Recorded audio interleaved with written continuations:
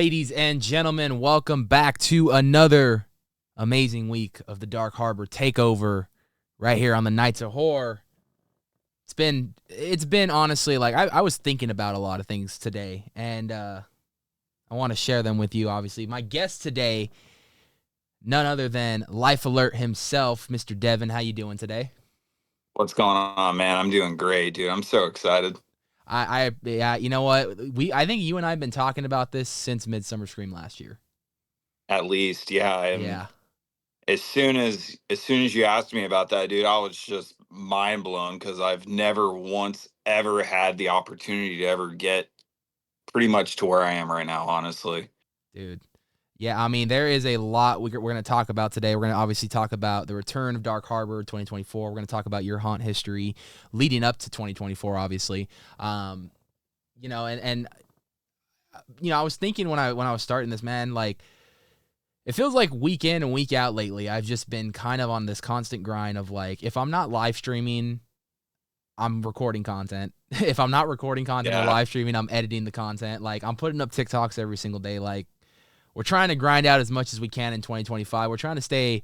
I think the hardest part for a channel like mine, and I think you can speak on this, especially in the off season, is like it is hard to kind of stay relevant with the haunt topic year round. You know what I mean? Like, Oh yeah, absolutely. It's there's so many things that change. There's so many things where it's like, what what what more could I get into in depth on, like, oh wow, I just found this out this time. I found this out this time. What's different that, oh, you know what? We're going to focus on that. yeah, I was, I'm always thinking outside the box. Like, I was talking to Vertigo one day, and he said the gears in your head are always ticking. You know, like in Oh the yeah, sense of, like, absolutely. I'm constantly thinking of, like, what I want to do next with the channel. Like, I already know what I want to do in March. I already kind of know where I'm going to be heading towards the rest of the year with some content.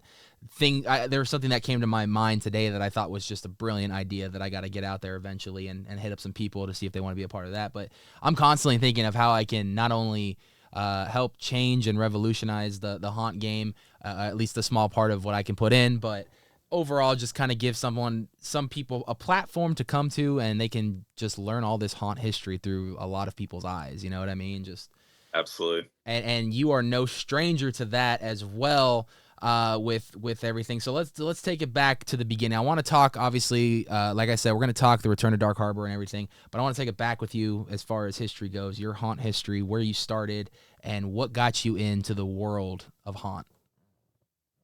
So that's a funny story, man. Just going back to, like, my very first time ever experiencing Fright Fest. Oh, okay. Um, it's local to me. Um, I want to say I was at least 10, 11, 12 years old. Like, typical first time, kind of finally getting to figure out, like, okay, maybe parents might think I like this or maybe not like this. But what's funny is my folks were like totally not just into the whole horror thing. It's not like they were against it. It's just it wasn't their thing. They weren't going Right. out to, like, Universal for horror nights. They weren't going to Knott's. They weren't going to just anything. So I remember just so clearly of being at Six Flags on one of those nights, and man, all the characters started coming out and it just tripped me out, dude. I was so freaked out. It was so funny. Oh man. Um God, going back through some of those mazes, I've forgotten so many of the old school good mazes that were there now. And as time progressed, I started going more. I started going more. And I'm like, dude, this is sick. People get paid to do this. Like, the typical, like, you found something that's really cool. And then you would start, like, looking up, like, okay, when were the dates that they started this? Oh, it was like the last 2 weekends of October, or it was maybe the whole month of October. And then it started getting pushed into September. It was really sick.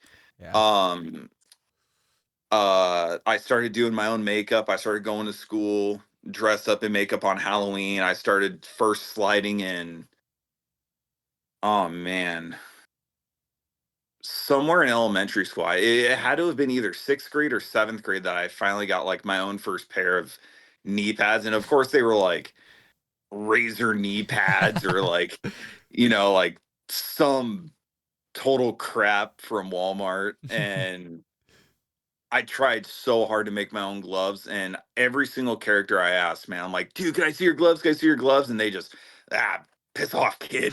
Like, get out of here, scram. And I was so invested in wanting to know, like, dude, how do you do this? And I started putting two to two together. I'm like, wait, metal, plastic. It's got to be like that. How are you sparking so good? And then tail devils for skateboards. Yeah. I'm like, wait a minute. Active Ride Shop or Val Surf, they have these things. So I started buying them there, and I spent like all of my allowance. And I begged my parents, like, please, like, I need so many more. I already wore them out, and it's been like only one night I used them. and that's still like you talk about though, that's just stuff that's even happens today when you buy the pro pads, man. It's like Oh, I know. everything burns out so quickly. I've seen people go through like brand new stuff within the first weekend. Oh, dude. So, what? It was the first year of Shaq. Yeah, it was either the very first year of Shaq or the second year of Shaq. I went through 7 sets of Oh my kneecaps. god. Dude, I was fucking pound town on slidey, dude. I Oh was having man. so much fun those years, man. But that's way more into this story too. So, um, I finally figured out how to get all this knee pad stuff, and man, kids at my school thought I was like the coolest kid ever on Halloween, man. But the whole rest of the year, I was a total nobody. Everyone picked on me anyways. But Oh come around man. Halloween, it was, oh shit, Devon's gonna dress up, blah blah blah blah blah. Already like hyping it up, getting it ready. Everybody's already asking like, what are you doing this year? What's going on? You busting out the Dude, pads? if I could find, I think it's under my bed. I have a tote. Um, I'm in the yearbook with my best friend when we were dressed up in full makeup and full everything. We had our own entire page Oh of yeah. just us. Dude, it was so sick. I And remember I would when I was in drama, I would do that constantly to try to get in every fucking picture that I possibly can. oh, That was always the competition in drama is who could show up in the most pictures. I never won, but I would try to get as much as I can when I can. yeah, and I mean, just going through like how long I was at school all the way up until I can't wait until I'm 18, dude. I get to work Six Flags. I get to finally do Yeah. this. I mean, I could have worked, Maze, but it was probably like 1 or 2 hours a night Uh-oh. for, or, and I just remember like, no, I gotta wait. I gotta make it worthwhile. I gotta just do this. So Right. finally, when it came around to when I was 18, I finally applied. And just before that, let me back up just a little bit. Just before that, my best friend found out who the company was doing the makeup and the prosthetics and stuff for them, which was the Scream team. Okay. So funny enough, there was a local haunt out where I live that was doing a haunt at my high school that I was Oh still wow. going to. And one of the makeup artists works with the Scream team, and she lived out here. Right. So I brought the prosthetic in and I showed her some like references of past characters of Heckles and Twitch or Tremors and Flinch out at Fear Farm, and I was like, dude, I want to be like these guys, man. This is so sick. And she's like, hang on, I'm gonna make you right. Just trust me on this. So she flipped her mirror down so I couldn't see the process of being made up. She did me all up, and when I saw the look, dude, I was like, I am literally living what I have wanted to do. This is so cool. Dude.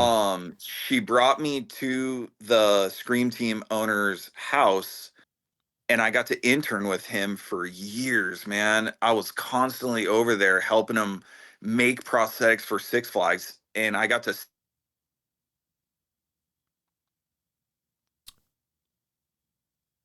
Discord problems. Did I freeze? Did we all freeze? Did my app just crash? see the whole process, and I even All right, go ahead. so she ended up putting the mirror down so I couldn't see the makeup being done. And as soon as, the whole process going, man, I'm feeling so eager and so excited. She finally says, "Are you ready?" And I'm like, "Yeah." And the first time I ever felt prosthetics on my face was this day, dude. My entire face was just total prosade, total sticky. I wasn't used to it. But I endeavored through it. I'm like, I have to know what it really feels like to what these guys do. So she shows me a mirror and I just total fanboy over myself. I'm like, dude, I'm literally seeing what I wanted to see growing up, man. This is so sick. Yeah, dang it, we're doing it again. To tell me that she works with Scott Ramp. And when she told me that, I was like, no way. And I told her like straight up, I've wanted to meet him. I placed the order for this stuff about a week prior to being able to do this. And I went out and scared the whole night. And man, I was like a total icon out there just running around with all these guys. And these guys were running their own haunt. Right. And they came to my school to help like promote their haunt and help bring attention to, the school, which was totally sick. After that, my birthday was the next year. That following year, I decided to reach out to the makeup artist again, and she brought me to the Scream Team's work, his business, and I got to work with him. And he showed me how to do the prosthetics. He showed me how to like look for certain details, things. If there was a one that was like extra good high quality, let's keep those in a good pile just as okay, it's going to be used for actual Scream Team product, or maybe we could use it as a backup for Six Flags. It was endless, and I learned the entire process from start to finish. And this amazing man, dude, he took care of me in every which way. He brought me to cinema makeup school to watch demos. He showed me around to all the teachers. He gave me makeup. He gave me an airbrush. I mean, he gave me everything to like literally start my passion in wanting to do this. Right. Um, Fast forward a little bit, now it comes time to auditions at Six Flags, and I am a freaking nervous wreck, dude. Like, as haunt goes, it doesn't matter if you've been doing it 1 year, 15 years, 20 years, I don't care. The moment you have to go up there and start to audition, your heart is racing. You have thoughts in the back of your head. Things could change. Things will always be Yeah. different. It's nothing changes. You could be the god of over at Knott's when everything started, man. You go back and do an audition, you tell me you ain't nervous. Yeah, I mean, it's like an interview. You go in to do an interview, you're nervous. It's just like you don't know what's gonna happen. You don't know what someone's gonna say, what they're gonna think of you. Like you don't know how you're gonna do. You Oh gotta. no. Yeah, the nerves are just there, man. And so placing the interview, or I'm sorry, the audition day, they said, "Hey, bring comfortable clothes. You're gonna have to start moving and doing a lot of things that'll probably be a little restricting." Man, what do? I show up in a nice dress shirt, nice dress pants, nice interview He's shoes. like, it's an interview. Yeah. So I'm over here like full pit sweat, chest sweat. Just I kind of hope they looked at it as like this is a funny joke. oh god, dude, it was so funny. And then it came time to okay, if you guys want to try going towards stilts or action ghoul for slider and stuff like that, please stick around. We're gonna run you guys through a training. It was literally like 10 push-ups, plank for 30 seconds, do jumping jacks, go back down to a plank, balance on one foot. It was like the most lame audition for a slider and period. And I stand up and they were like, "Okay, cool, you passed. We're gonna give you a second date for orientation and know like where you're gonna be placed and so on and so forth." Because I know uh maybe Knots did it. I don't think so now anymore, but you would find out what you were Mhm. like that day, and then maybe things have changed. But for us, it would be like a whole month later. Then you would go to the orientation, and they'd give you a paper like, "Congratulations, you've been casted in blah blah blah." Right. And this is the first year in 2013 when they brought Demon's Door, which is the Okay. very beginning of Six Flags. You walk through the main gate all the way up to the water fountains, and then you have your the gift shop to your left, the candy shop to your right, the funnel cake. It was like that whole section. Right. Um, I got to see my character, and I'm like, dude, we look like Gwar. Could be Like spitting blood straight and up. everything. Oh yeah, dude, it was straight up Gwar, dude. It was sick. My costume was like 200 pounds of like leather and fabric. It was horrible. No movement at all. You're just gonna kind of stand there and greet. Oh man, if I was falling into a slide, I was so top heavy, it was horrible. You were falling. It wasn't you going for a slide. You were Yeah, just falling. literally. But that was my first introduction to actually doing something in a professional standpoint. And I Oof. got character of the night several nights. I went all for it, man. I was built up a lot of that adrenaline and rush over the course of years. And then I will never forget this day too. The Screen Team owner and his wife, we were all sitting at BJ's Brewery out in Pasadena. And I said, dude, what I would give to be in Gotham City as a clown. And he's like, "You want to do that this year? I'll put you there." And I'm like, "What? What?" Dude, I've been looking up to Heckles and Twitch and all these other characters for years going to Six Flags. You're telling me I could do it now? So he's like, "Sure, if you want to be there." I never thought you would want to be there. I'm like, "No, I want to be there." Everyone wants to be there.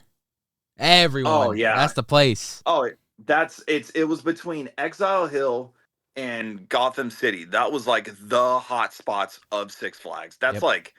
That's like Carnival and Ghost Town for Knots, dude. Yep. That is the spot.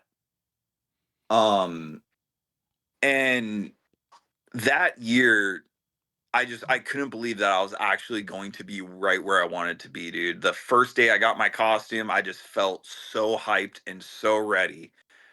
And then the people that do the commercials and media for Six Flags, they focused on our area the most just because we were a hype area. I Right. mean, they covered all of Six Flags too, but I will never forget. It was like 2 weeks in, all of a sudden the commercial aired on TV, and there I am. Isn't So, that so surreal? Like when you're oh, part of dude, I'm like, man, I was a badass for about 2 seconds on live TV. You're like, I made my television debut. Yeah, and that was just really cool, man. And every year past that kind of started falling down the hill. A lot of corporates started getting involved. They started really kind of pushing to the fact of like, hey, don't be scary, but scare. And it's like, what do you mean be scary and not scary? So it just kind of it started kind of going downhill, but I still made the best out of every single year, dude. It was like, hey, I'm not where I want to be, but I'm still gonna have fun in this position regardless. I was in Zombie Crossing, which is right in front of Golden Bear Theater and Bugs Bunny World. Mhm. There was a small scare zone that was right in between that. Um, I was for I've literally been in different sections every single year around Six Flags. I was Nice. never in one, or I'm sorry, I was never in one spot forever. I'm just letting my dogs out. They're starting to whine. Um, so I was in Zombie Crossing in 2015. 2016, I was in another scare zone called the Ruins, but it was pretty much called Wastelands Okay. at one point.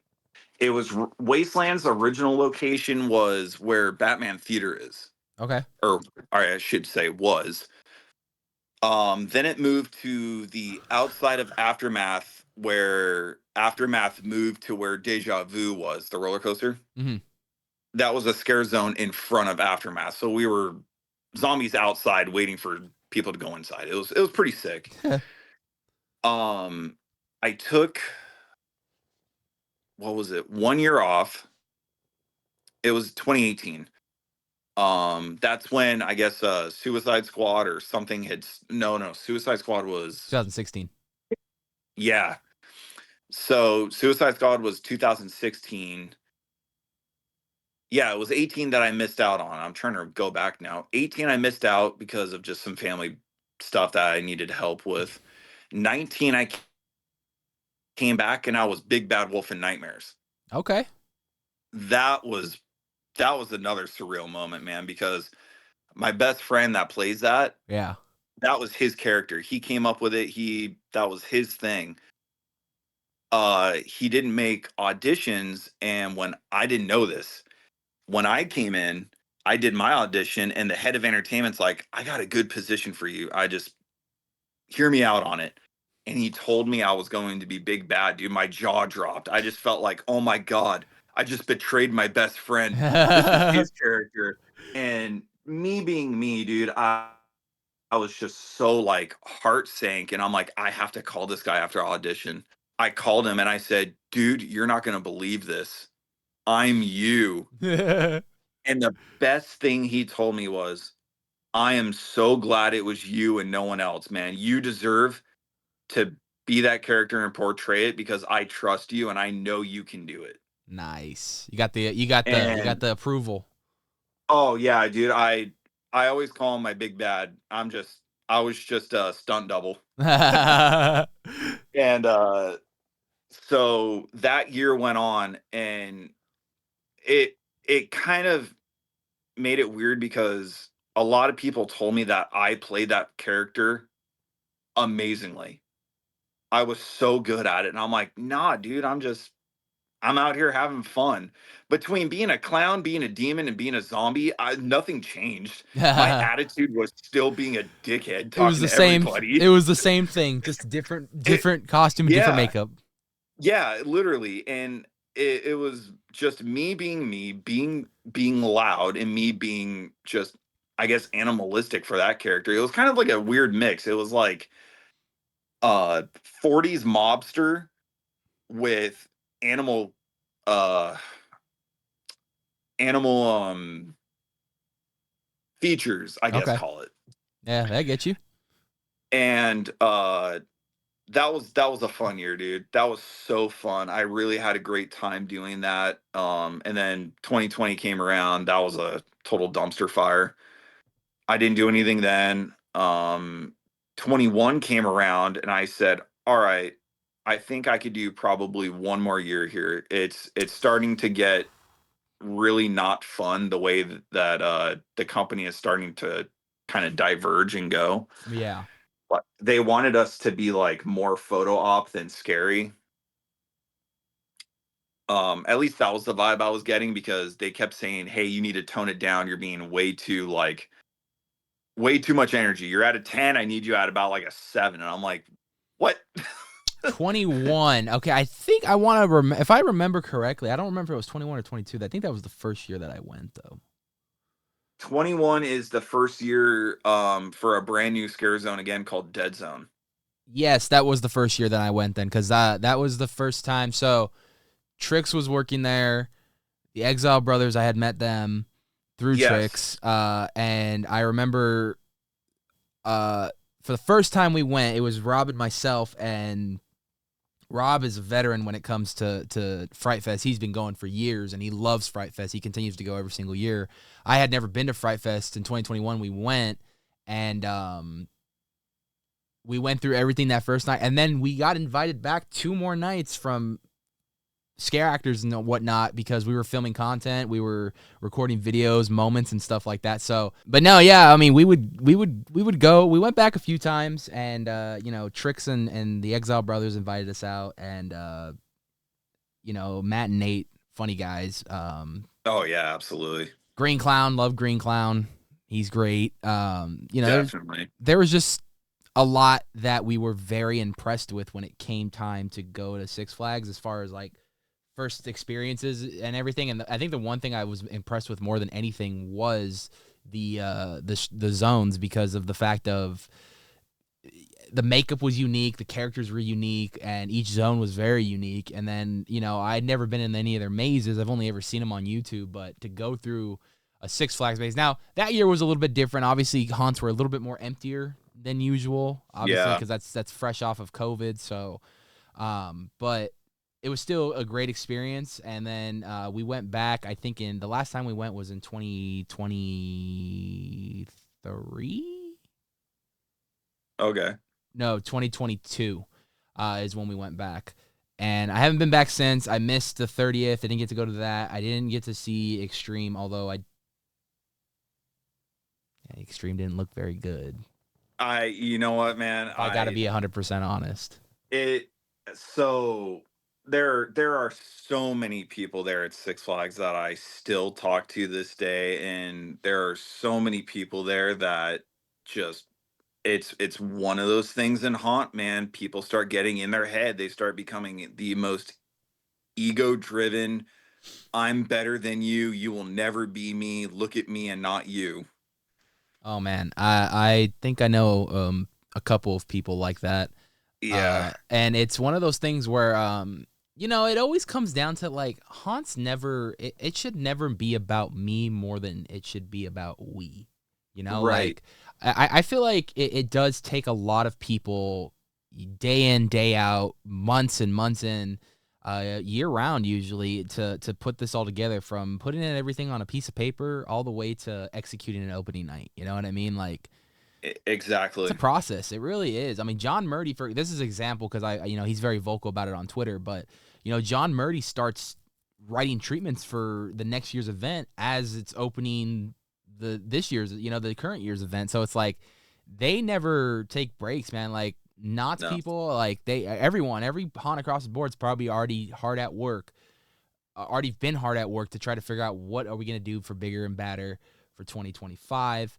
Yep. And, it's just one of those things where it takes a team of people to come together and sell the stories that the writers, wrote for each zone, overall the theming of the park, to kind of, it's your job as the monster to really embrace that role, sell that character, sell that story to the audience that is coming in to see said stories and said zones, whatever it may be.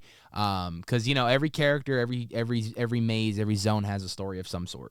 So, oh yeah, absolutely. That's the fun part about doing this, is the fact that we get to talk to so many people.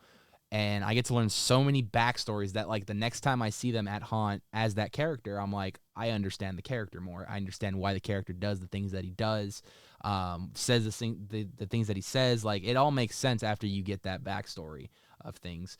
But 21 was just a fun year for us at Six Flags. And then I believe that next year, obviously, would go into their first time doing in 22, which was Scream Break, which was something that was brand new for the haunt world too, which was, from what I hear, may not be coming back this year. That's the rumor right now.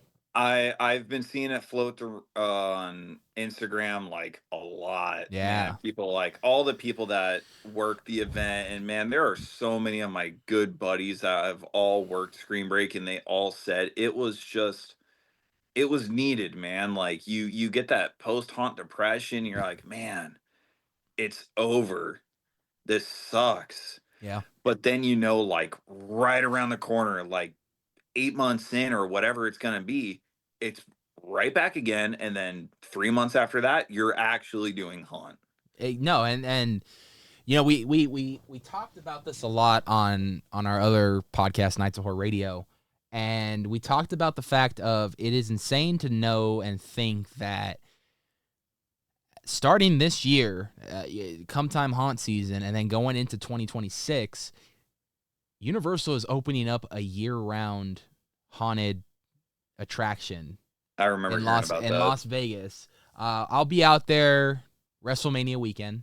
So Nice. I am going to be driving, of course, past Area 15 one of the days. Me and Hayes, that's one of the things we like doing, and seeing where construction is since the last time we went, which I imagine, when we went last time, the whole building was up. So I imagine it's mostly just interior and getting everything built, everything at this point. I'm excited to see where they are currently. We got a little bit of news of it. I think it was in December or November. They announced like the first 4 mazes that are going to be included in this year-round thing, what kind of experiences you're going to get to see, and the things you're going to be able to do. But going back to it, it's like, it comes to show that haunt is just so popular now that we are doing this year-round. We have Christmas haunts. We have halfway to Halloween events. We have, Yep. we have things that Midsummer Scream happens, that alone in the Hall of Shadows. And, you're going through haunts in July, August, before haunt season starts. Now haunt season, if anyone has been keeping up with Orlando, at least, Halloween Horror Nights is starting on August 29th. They bled into That's August now. insane. They have bled into August now, and they're going to do 2 months of haunt now. And I think they're going into like the first weekend of November. So that is insane to think that haunt has become so popular that it's taken over 2 whole months now. I remember the first time I had to work like, what was it, 4 days or 5 days straight, and I was like, this is hell. Yeah. This sucks. And then come around last year, we did like, or no, not last year, sorry, 2023. Raid and I, we went and volunteered to work over at Hayride for a few days on top of doing Shacktoberfest. So we did like 16 days straight or something like that. It was something ridiculous. God damn, dude. 13-4, Yeah. dude. Working y'all. Oh, and then last year at Dark Harbor we did 14 days straight, and that was murder. I remember that. That was straight murder. Like, and it's one of those things because, like, and this is just me based on, like, a night to night walking around at all these haunts. It's one of those things where it's like when you go to bed at night, it feels so comfortable to lay in bed. Then you wake up and walk around in the morning, your body's sore. After you take a shower, your body starts loosening up a little bit more, and you're not as sore. But then you start getting into it again, and then your feet start hurting, your legs start hurting, like things start hurting again, and you're just like, I can only imagine having to do that 14 days straight, because I know you guys are constant movement. I will never forget being so close to home at Hayride, where it was like, dude, I'm home in like 30 minutes. What? Yeah. Because I'm driving from Six Flags to Long Beach. Yeah, that's a drive. And that's a drive, dude. And my job, I work from 5:45 a.m. all the way until 1 or 2 p.m. Right. As soon as I got off, I had my haunt box and everything with me. I would drive straight to Long Beach, work until 1 a.m. there, or 1:30, whenever it was pushed. And then it's about an hour drive back just to shower. That takes about 30 minutes, 45 minutes, because I'm still getting everything off. Yeah. Just to lay in bed and go, all right, I'm going to get a nice 30-second nap. Dude, you're not alone on that, though. I remember when we talked to Nate, because Nate, the first year he worked Halloween Horror Nights, he was working, and he works at Warner Brothers too. And, he was working his Warner Brothers day job. And then on the nights he would have to go to Horror Nights, it would literally, luckily, thank God, they are literally right across the street. Yep. So it's like, it ain't too much of a commute, but the guy was starting his day at like 6, 7 in the morning, getting up, going to work, doing Warner Brothers all day, getting off of that, then going over to Horror Nights, do Horror Nights at night, and luckily he lived in the area, like they moved closer to the, that around that surrounding area. So it was not as bad for him to get home, but it was the same thing. He'd get like maybe 3-4 hours of sleep, and then it was back up again. Oh, it's the shit we do because we love this industry. We love this fucking art form that is haunt. It's like, we will go through extensive things, put our bodies through hell and back, get sick, not sleep. I mean, go through all this pain just so we can not only entertain audiences, but do it because we love it, It's exactly. I mean, we do it because people show up. Yeah. We enjoy having that fun going out. I mean, if there's no guests, we're staring at each other and it's like, cool, we can have fun and make each other laugh, which is no doubt about, but without guests, there is no haunt. That's the thing. We're just a bunch of guys that like, cool, we all dress up, we all know we look each other. But when you don't have that reaction of either someone getting mad, someone being scared out of their mind, or someone that has never been to a haunt to really experience what we talk about, Mm-hmm.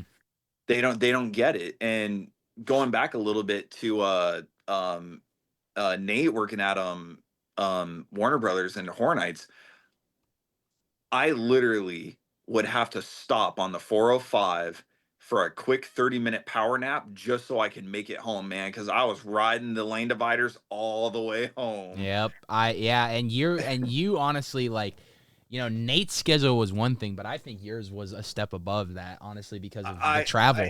It's not even a brag, dude, because it's not. It's not. It's like it's the fact. It's the simple fact of like it's just it goes back to what I said. It's just the shit we do because we love the industry.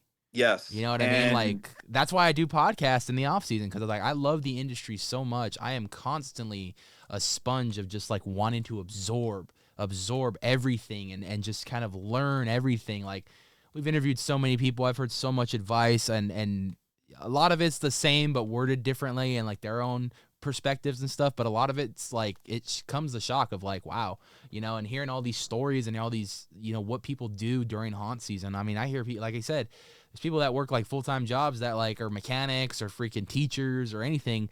Yeah. Then they get off work and come straight to haunt and act like a lunatic, and it's like, well, like me, it's amazing. It's exactly like me. I'm a general manager. I have to have people skills. I have to be professional. Yeah. And then as soon as I'm off work, I'm a dick. You're a dick. You have the freedom to do whatever, not, you know what I mean though? Like you could just let it all out. Like, you know what I mean? Like, you could be a completely different person than you normally are. And I think that's the beauty of haunt, whether you work there or not. Anyone can come, anyone can scare there and be completely different, be themselves, and like, you don't have to per se obey by the workers man's kind of rules for a little bit. You kind of just can have your own fun and just enjoy what is haunt, and immerse yourself in the stories they're telling you through mazes, through scare zones, through shows, characters. It's an amazing art form that it really is. It's starting to get recognized more and more every single year, and I think a lot of people are starting to, horror in general is just blown up within the last 15 to 20 years. You know what I mean? Like, oh yeah, absolutely. It's insane to see where we are, and there's even now petitions for people to take horror more serious and get more nominations for the Academy Awards. So it's like people are voicing, These people are actors. They are full-blown actors. Like, you don't go to see Halloween for Jamie Lee Curtis only. You go there to see freaking Jason, or no, Michael. Michael. Right? I was like, that's the wrong franchise. No, brain fart. Yeah. But yeah, it's like you don't just go there to see that. You want to see that icon character. You want to see that intensity of like, oh my God, this guy's a killer. Like, I think Jamie Lee Curtis should have gotten an Academy Award for Halloween 2018. Oh yeah, absolutely. 100. Her character is so Sarah Connor in there, and it's amazing. Yes. Loved it. 100%. Yeah. And from the time she made that first one to the time we are in 2018, like, she's had a lot of acting experience and a lot of, like, she can really embrace that character now more than ever. Like, well, that's her character. There was no replacement character for her, period. It was her storyline from start to finish. Yeah. Except Rob Zombie. Rob Zombie recasted. But, that's Rob Zombie. Well, I forgot about that. That's true. But it's okay. Because I think last night on Nights of Horror Radio, I was saying that I liked Halloween 2, Rob Zombie's Halloween 2, way more than I like Halloween Ends. Oh, dude. I get into this topic with people, and they're like, dude, the Rob Zombie ones suck, man. The original's the best. I'm like, cool. I totally 100% hear you out on that. But here's the thing. After so long, can you watch a guy walk with a knife, hack, just do whatever, and then when you watch a Rob Zombie movie, it's like total mayhem between the very intro of what was it, the very first Halloween, Yeah. where the kid's like hacking up his hamster or whatever it is, goes downstairs, and the husband and wife are screaming at each other and Baby's just, crying. oh yeah. Sister's a dick. You know, Yeah. like you could see what drives them, and that's what I think a lot of people look past is Rob Zombie did a great job of really exploring the mental side of Michael Myers to see what drove him to be what he is. Like, not to Yes. mention the casting for Dr. Loomis in that movie. It was great. It was. I Yes. mean, Clockwork Orange, bro. That's all I got to say. Yeah. Watch that fucking movie, and then you'll know why I Like think it was a great Rob, acting choice. like Rob Zombie really drove into like real life actual problems that could really screw somebody up. And there's serial killer documentaries out there that exactly prove that. Exactly. And that, I mean, people think Michael Myers is probably, I mean, Michael Myers is obviously, but you know, when John Carpenter wrote that character originally, he probably did some research into serial killers, cults. You know, it was the Yeah. 70s. Shit like that was popping off like crazy. So, um, Exactly. Yeah. uh, now based around timeline to get us kind of circled back to get catching up to where we are now. I'm thinking we're at 23, which was, I believe, So Shacktoberfest. yes. So I um just a small recap on 21. Just Yeah, small. yeah. Um, I was actually in Dead Zone. I really had a fun time playing that character. It was kind of very interesting though because they only wanted us to be acting in a certain way. They were trying to script us, which okay, I totally get that. This is going to be total cyberpunk. You guys want us to be uh animalistic but human, but it was kind of like a weird hybrid. It never really made sense. Um, but what really drove me out of Six Flags was the way they handled this situation. I was in the gauntlet. So Dead Zone started from where Dive Devil is Mhm. all the way up to Aftermath. They claimed that as a scare zone. It was the largest scare zone Six Flags has ever had, or the largest scare zone, period. Personally, I think the scare zone was about as long as Carnival, give or take. Yeah. I mean, Carnival is like It's like a long. big L. It's yeah, exactly. We had pretty much like a drag strip. It was just a straight line. Mm-hmm. But we had a gauntlet, and to the left side of the scare zone was like it's a walkthrough maze, but it wasn't really a maze. This is kind of like the first time, or maybe the year after that Six Flags started allowing drinks to be walked around in the park. Okay. People were double fisting. I worked at Six Flags and there's like no limit. It was kind of like ridiculous. Like you could choose when to cut somebody off. Um and I came around this barrel and I scared the living bejesus out of this one chick. And the way they had these platforms set up in the gauntlet, it was a pallet, Mm-hmm. but the pallet was angled in like a diamond formation, so each corner on left and right and front to back were exposed and they had nothing to block it off. Dude, this girl ate it so hard. I mean, so hard.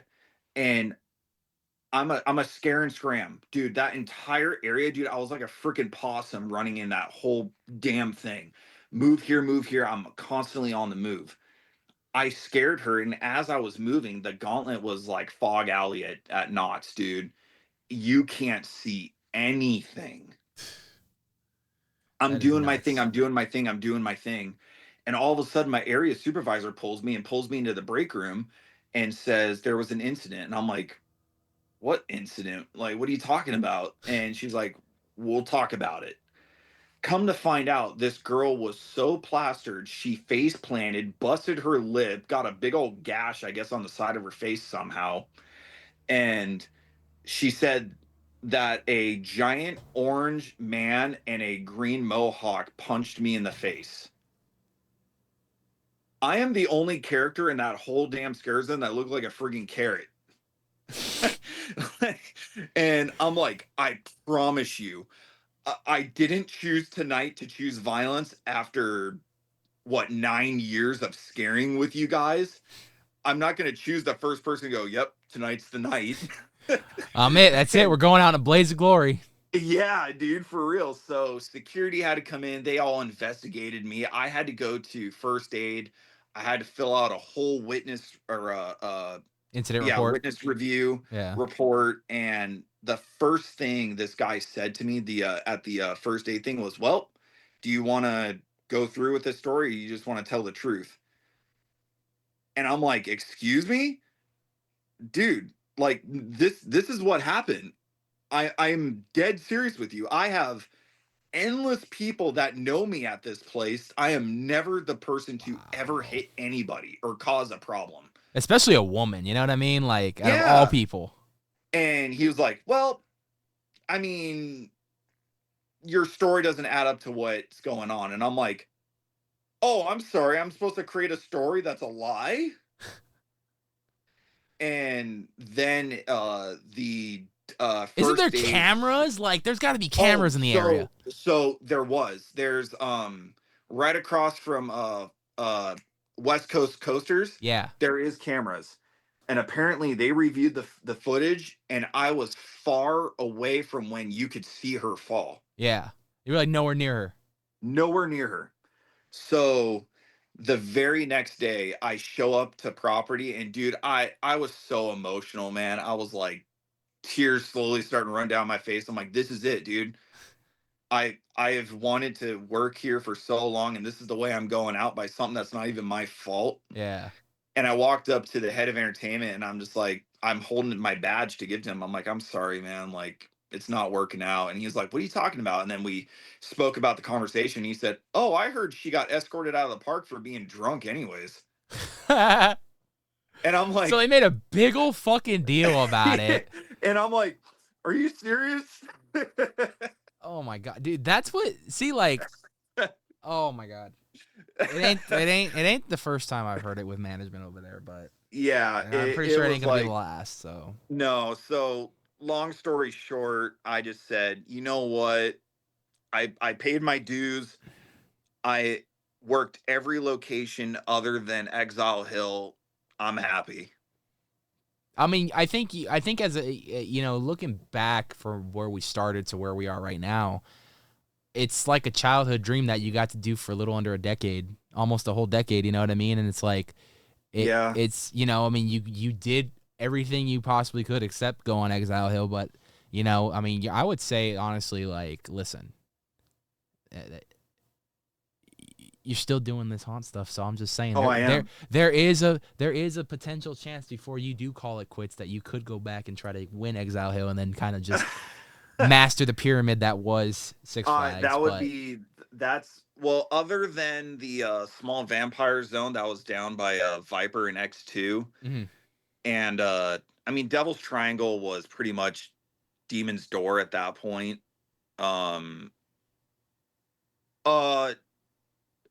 So what is it? Scream Punk. Not Scream Punk. No, it was Scream Punk by Colossus. Mm-hmm. That wasn't a thing when I was there. That started like a little bit afterwards. I think it was like 2019, because I was Big Bad. Yeah, because 21, I remember it being there. Yeah. 2019 is when Scream Punk started. So no, I'm sorry. I take that back. Exile and Scream Punk are my two last Infinity Stones. Oh, I like that reference. Those are my two before I get the gauntlet. And you're just like, well, you did everything you could, and you did everything you wanted, at least almost everything. But I mean, you did a good amount for the 9 years that you put in at Six Flags. But what was it that drove you down to Long Beach? So that's an excellent question. I originally applied for Universal. Okay. A lot of my friends said, "Dude, you got to do it. You got to do it. You got to do it." And I spoke to Trix, I spoke to Nate, Matt, Guillermo. I spoke to all these guys and I'm like, I don't know, man. I don't know if I'll cut it over there. Like, you guys probably have the most intense audition ever. And I was getting so hyped or so psyched in my head. Before you go any further, I don't even know how they like. I know how they cut it there, but I don't know how they cut it there because I'm just like, Right. these guys are very vocal guys. Yes. They've made a career off being vocal. And when you Yes. take that away from them, my first thought process was, how the fuck are you going to stand out and how the fuck am I going to still recognize you? Right. They still managed a way to make sure that I recognize each and every one of them. Yes. Yes, absolutely. And same, anytime I walk through, they would do their thing, but the next time I saw them, like for Green Clown, he was out in oh god, what was that? Uh, it was like a chupacabra. Oh god, what was the name of it? Oh, I know what you're talking about. It was in Monsteros, right? It was to the left side of, I think, the entrance of Universal. It was he was like a giant horse, Yeah, essentially. for Monsteros in the scare zone. Yes, yes, yes, yes. When we walked through, he made it kind of like a slight hint, like, "Hey, buddy." He It was so cool. I've had so many great moments with them, especially because I've seen Guillermo on stilts a couple times. I saw him in Weekend on Yeah. stilts when he did the four-legged stilt walker. And what was funny about that is we were walking in and like he had just scared someone and they looked on the monitor real quick and they saw me. And I think him and Matt were rotating that character that night. Or it was either him and Matt or him and Trix. And I'm sorry, him and Nate. And freaking all of a sudden, I heard the story. He's like, yeah, he goes, I saw you on the monitor, and I freaking told him, go back out. There he is. Fucking hit the trigger, and I was like, that was pretty cool. I've seen Trix do Holidays in Hell as Father Time. That was cool. Oh, okay, yeah. I also seen her on the Terror Tram when she first started with Nate. Nate was cool on the Terror Tram too. I believe yes, I was there when I saw that. Yeah. Yeah, and then I seen them in the Crows, the Murder of the Crows, Yeah. and the opening scare zone of last year. I think Matt was the main stilt walker. Yeah, the he was fire the pit. giant Skeleton. skull skeleton. Yeah, Skull Lord. There you go. Skull Lord. Yes. But yeah, I mean, I don't know, and you know, and you can attest to this because you've seen them work all these years. That's where they got their start as well. These guys, they're vocal. Like, Oh, yes. that's their scare tactic is how vocal they are, and they are jokesters. They are. So it was for me. It was like, how do you go and take a person's voice away like that? Like Trix, I was like, she's gonna fit in perfect. She's always been about the scaring. She's good at her character work when she needs it. But like these two, I was like, I don't know how. I remember meeting everybody there. I mean, Guillermo was working, I want to say like 2011, 2012, like a year or two before I started. Yeah. And then Matt and Nate, I think they were right around the same time or maybe the same year as me. I'm not 100% sure. But the first time I remember meeting them was they were up on Exile, Matt and Nate. And those two, super dynamic duo, man. Watching them work was insanity. And I remember Trix, she first came in, I want to say 2014, maybe 15. I could be wrong. But she was in Aftermath. She was in Amaze. Yeah. Or Aftermath or Willoughby's. I think, no, definitely Aftermath. I remember meeting her then. And then like a year or two goes by, and then all of a sudden she's putting on slider gear and she's up on the hill. And I'm like, dude, I think you're the first girl slider here. Yeah, she was. She made a name for herself and opened a big door there at Six Flags for female sliders. Yeah. I think she's gone on to do it again at Universal, you know, like with stilt walking too. So it's like she is opening doors to people to kind of step up and get out of their shell and go for it. You know what I mean? She's jack of all trades. 100%. But to go back now and say like, how did I move from Six Flags to Long Beach? I reached out to Universal. They wanted to cast me as Michael Myers. I'm like, hell no.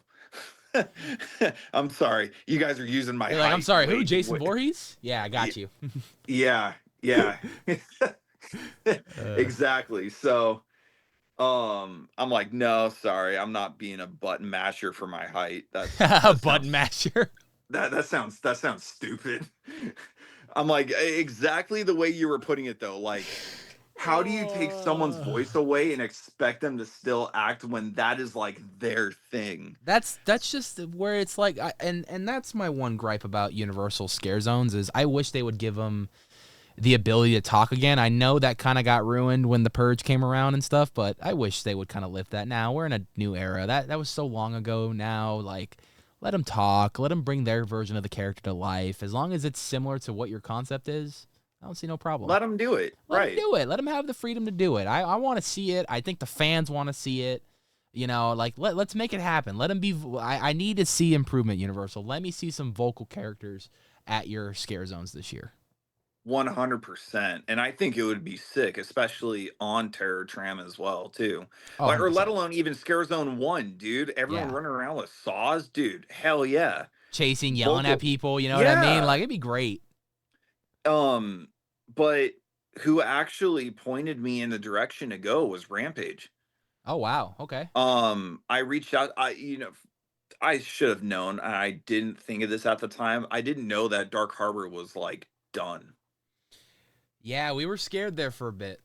Yeah, and I reached out to him. I'm like, "Hey, dude, like first time we're like really being able to like talk to each other, and like what are your thoughts on what the auditions are for Dark Harbor?" And then he just gave me like, "Oh, dude, like we're kind of we're kind of done." And I'm like, "What? Damn, I have to go to Knott's." Yeah, you I'm make it I'm sound so really bad. no, no, no, no. I'm like, damn, I gotta really I gotta start really bring it out. acting. I gotta get my audition right now. And he's like, no, but dude, there's something coming up called Shacktober. I guess like Shaquille O'Neal's like taking over Long Beach, and they're gonna have some event. It's kind of be like EDC, but like Halloween themed. And I'm like, oh, that's sick. All right, fuck it, sure. Year And one. he said, you need to get in touch with Hunter. And I'm like, Hunter, why does that sound familiar? He's like, Looney. And I'm like, oh. Isn't that funny? Oh, Sometimes we don't even know people's real names. We only know them by their haunt names. it's literally. And so I ended up reaching out to her, and she told me what the process was going to be, how to prepare myself, what's going to be probably expected, blah blah blah blah blah. And I'm like, cool, I want to do this. I want to be like on the Queen's grounds, dude. That was like my number one haunt I always wanted to go to. Aside from Universal, everyone wants to work at Universal. I wanted to be either at Knott's or Queen. Okay. I think That for was just me, it was those are my two options. If I had to choose a haunt, it was Knott's or Queen.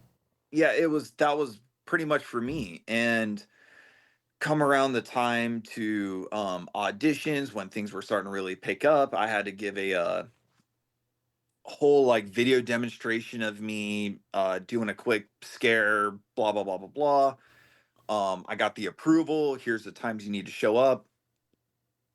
And I go to meet everybody. And I finally got to meet Hunter in person. I got to meet some ex Knots people.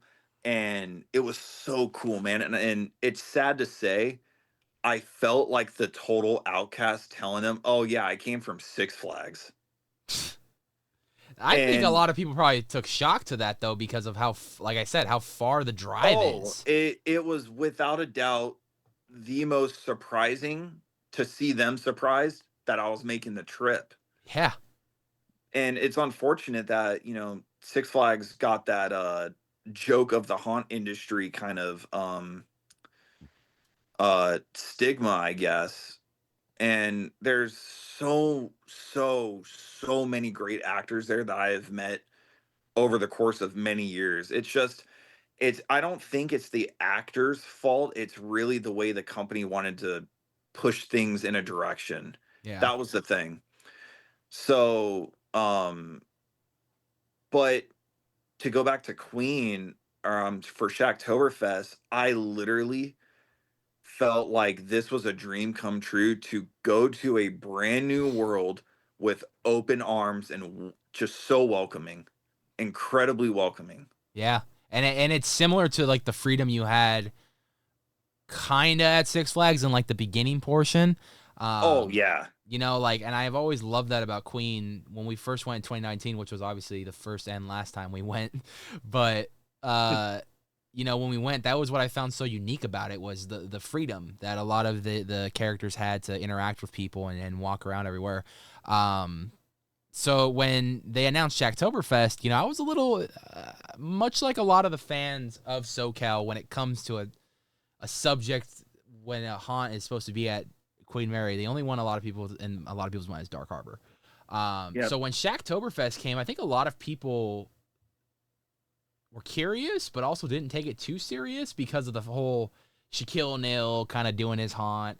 I've gone on record to say that year 2 was way better than year 1.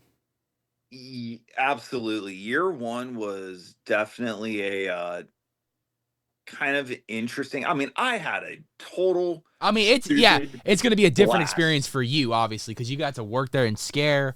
As a guest, for me, that's my opinion. No, well, I totally. I'm stepping in your shoes real quick, because as the way I was backstage seeing everything, dude, there was like not enough staff in the beginning. Yeah. Definitely not enough staff in the middle, and no staff at the end.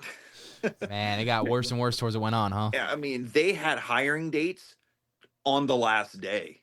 Wow. They were like, "Hey, you want to come and work right now? Here's $100," like, or whatever it was.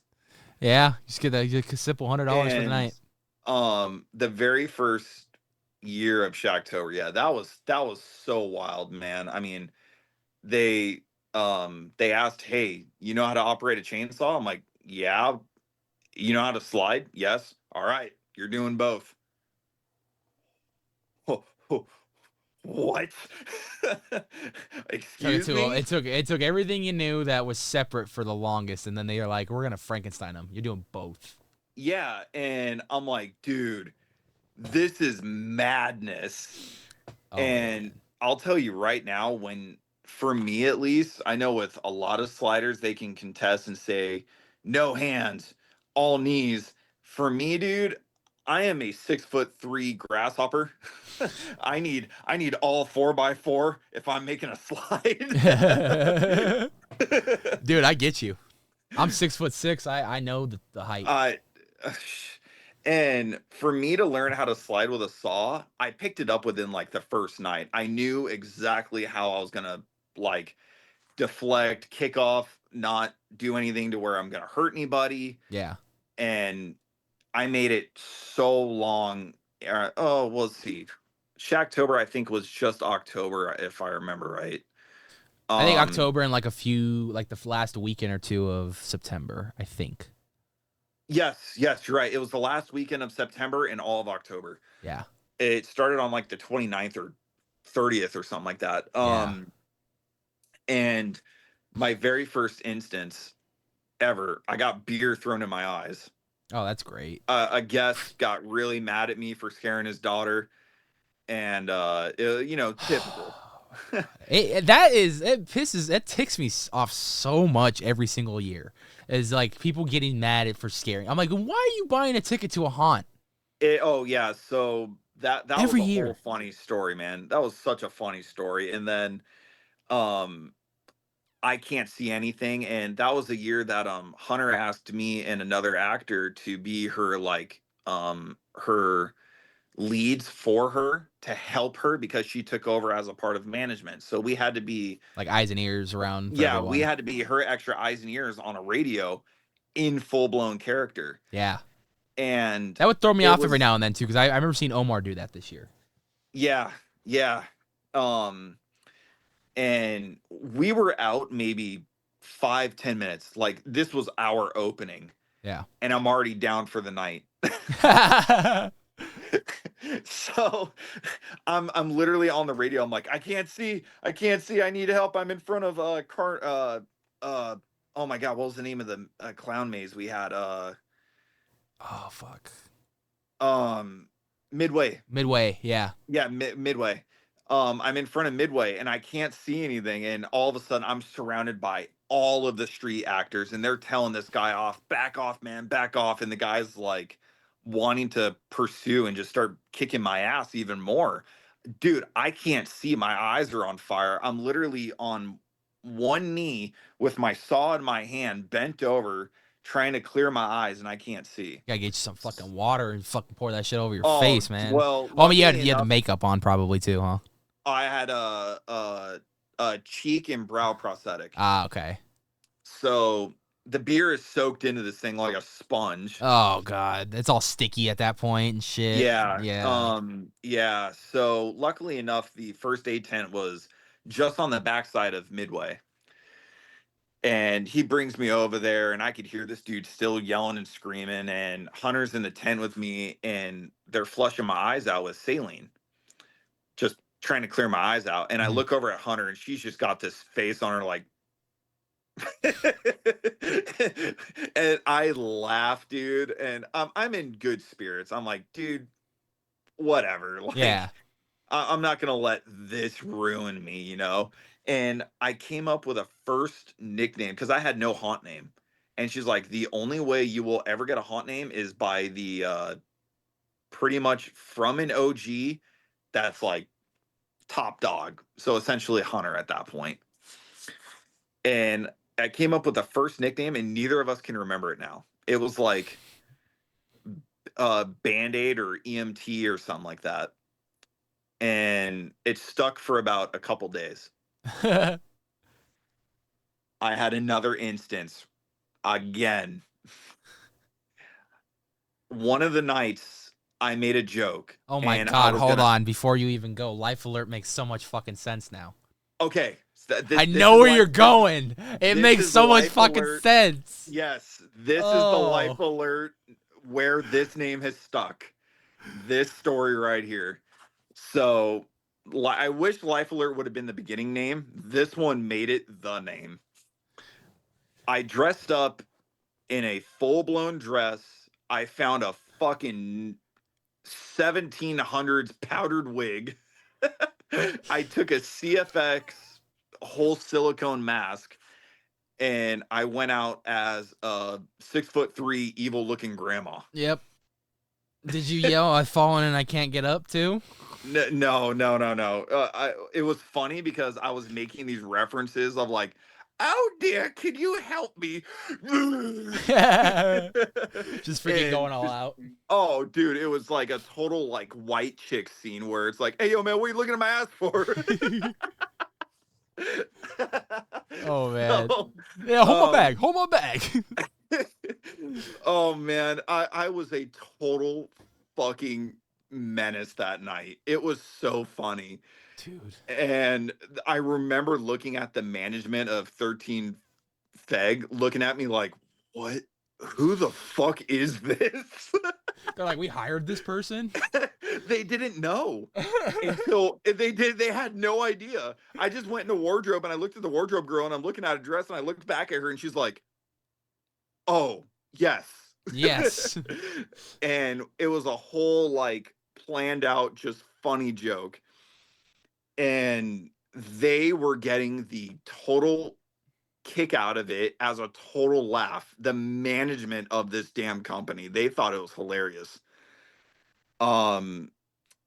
The second night, I dressed up, and I have a chainsaw with me this night. And grandma running around with a chainsaw was fucking hilarious, but it wasn't as hilarious as the first night. It reminds me of fucking Texas Chainsaw Massacre if I'm thinking about it now. Oh, dude, this was the most like out there thing I have ever done, but it was so funny. And one of our actors, he had these giant like stilt arms.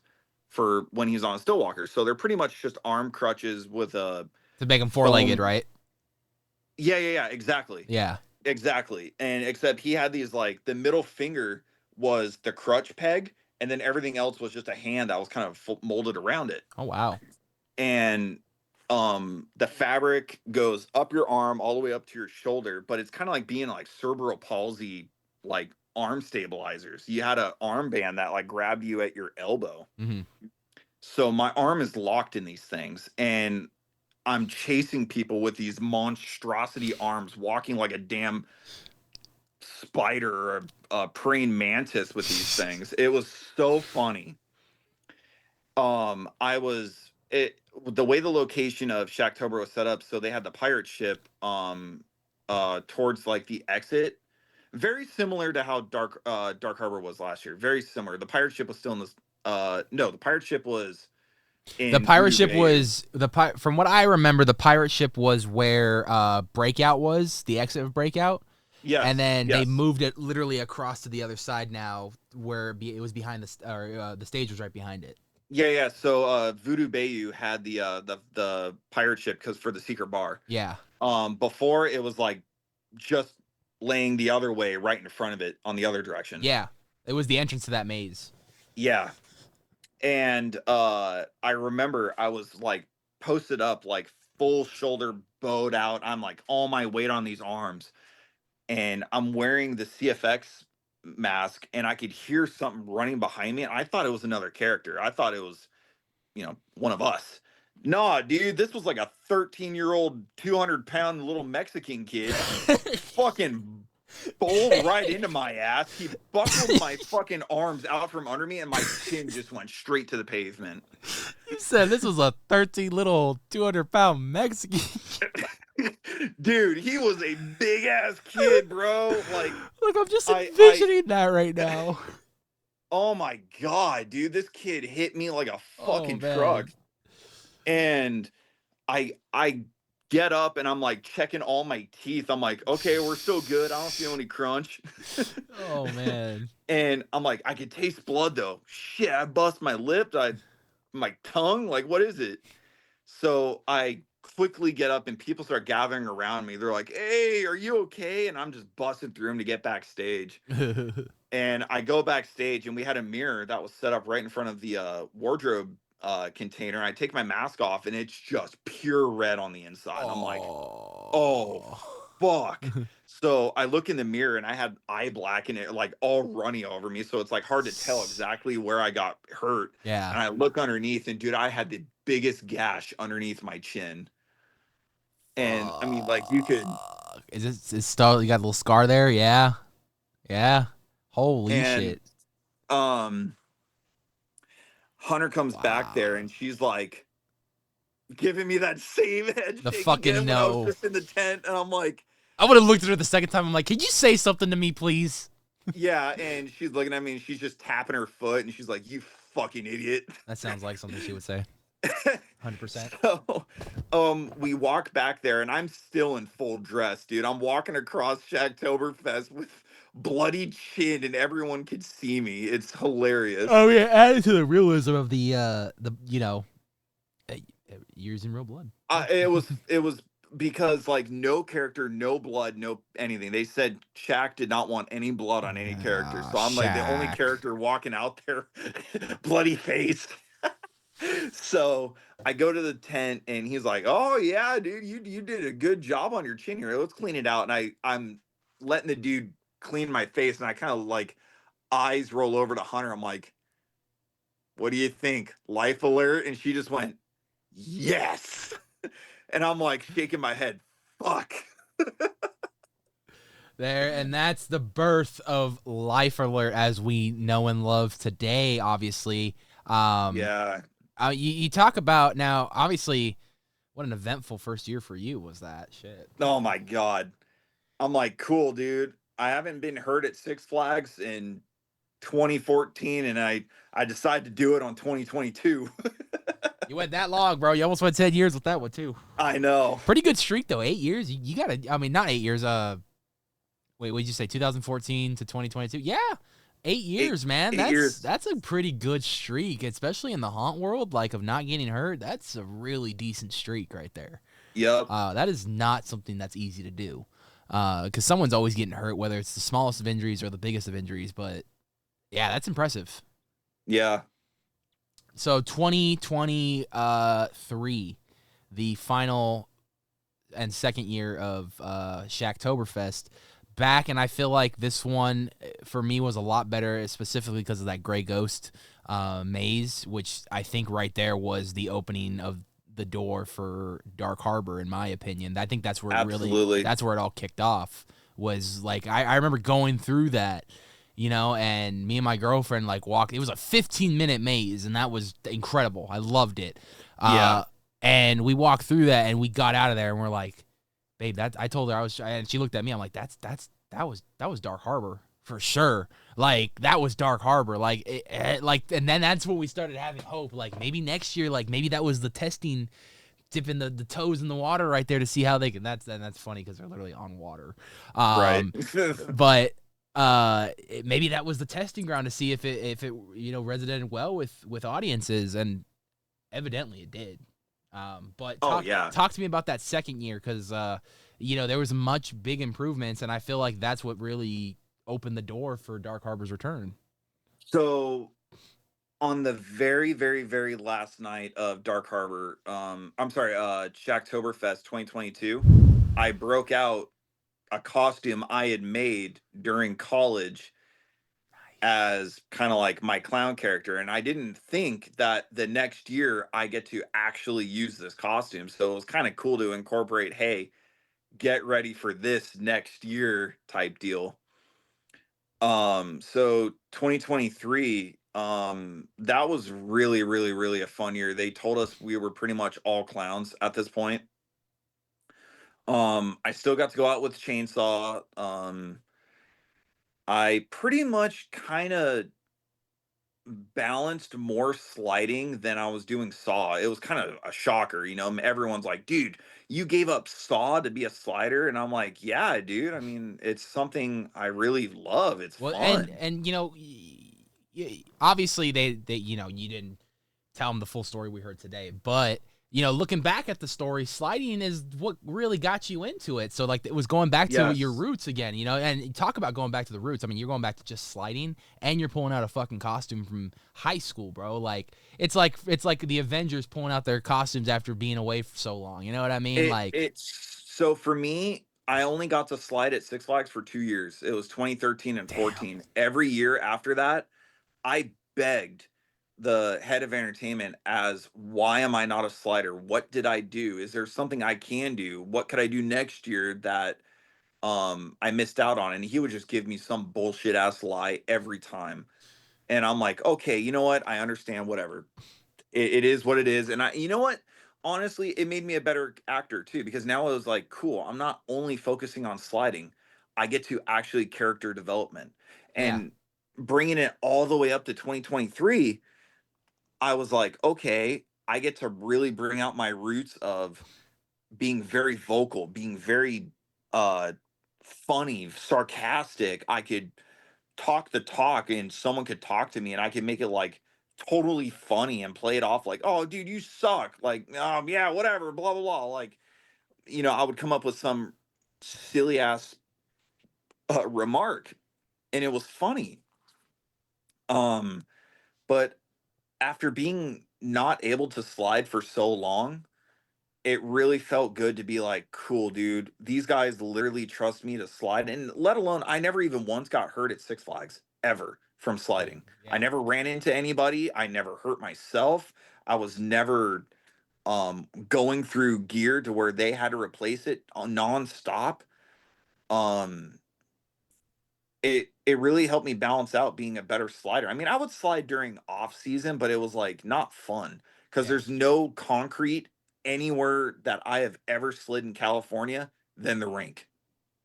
Yeah. I mean, you got to find that polished concrete just like that. And there's a lot of places that have it. There's just a lot of places we can't access that have it. Yes. The only nearest thing that I had was when the brothers and Guillermo found a place out in Simi Valley. And That's like the inlet or that area. Like that's their kind of all the Six Flags people go out there to slide in their area and stuff. yeah, yeah, it was underground underneath a bank, dude. It was like total Awesome. like wild, but they were full wax on the floor. We could stay there for a while. Security knew like, hey, we're not doing anything harm. We're actually doing this for a professional standpoint, blah blah blah. And shit, dude, they would come out and watch. They never even heard of sliders. Yeah, so they were fascinated by it because they're like, look at these guys Yeah. doing tricks and shit. You know what I mean? Like, Oh, they were each time I went with them, they were rehearsing for their shows. And it was so cool to watch a show go from start to finish and then going as a character on my breaks to go and watch their show. I'm like, damn, dude, I got to watch this when it was literally like on the drawing board. This is so sick. yeah, isn't that fun just to kind of see the whole creative process from like I said, from a piece of paper to what it becomes in reality. Yeah. And I mean, for speaking now for Shacktober for 2023, it was just overall the most fun run I've had. I Wow. mean, 2022 when I was a sailor in Granny, that's legendary. That's Yeah. how Life Alert started. Yeah. That was fun. That's the But origin for story right there. Yeah, but for 2023, overall, that was just a really good run. I mean, we had so much fun. We had endless, ridiculous, typical clown things that happened every night, and it would make characters break character.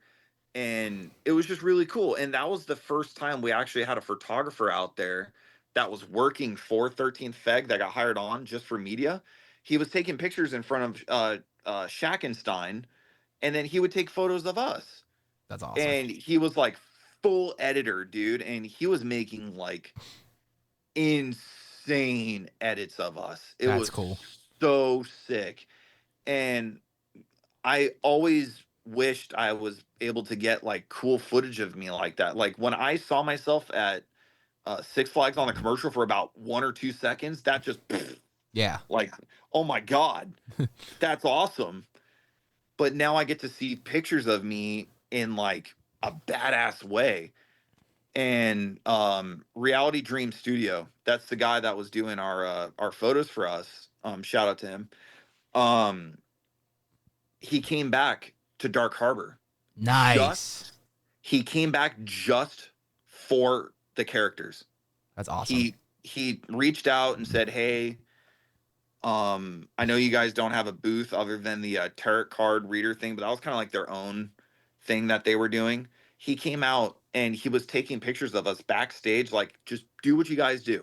I want to create like your start to finish. I want to see your genuine laugh when you guys are talking and making each other laugh. I want to see your guys' conversations. And it was like a full storyline. Um, Literally going back and saying, dude, when did you take that picture of me? This is great. You know what's funny? You know, you talk about full storylines and things like that.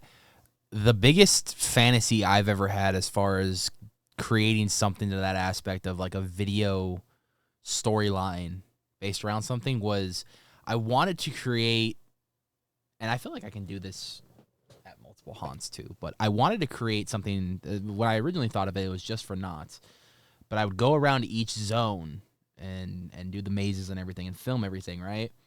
But every zone would be a different track to Dark Side of the Moon. Oh, okay. That'll be sick. So like it would be kind of like this whole progression long, because if anyone listens to Dark Side of the Moon by Pink Floyd, if you listen to the entire album from start to finish, it is one continuous song essentially. Right. Obviously you can listen to individual songs and they play individual songs on the radio that are iconic. The two that are played the most off that album is Time and Money. But if you really just listen to the album as a whole, I mean, there is just so much that like my brain just constantly just sometimes I wish I could turn it off and I just can't, because like it's just constantly moving for ideas. And I guess that's a good thing, but at the same time it's like when I can't sleep, I can't sleep. Yeah. And like, just what he was doing was it was far surpassed what a documentary is. Right. he was literally getting us not on camera when we know we're on camera. If that makes sense. Like, he was literally catching us at our trueness. Mm-hmm. We weren't mentally playing like, oh, he's gonna come and take a picture. Well, I'm gonna look cool standing here real quick. No, he was catching us at the worst moments, but they turned out to be the best moments. That's I get what you're saying right there. Yeah. Yeah. And unplanned essentially. Right.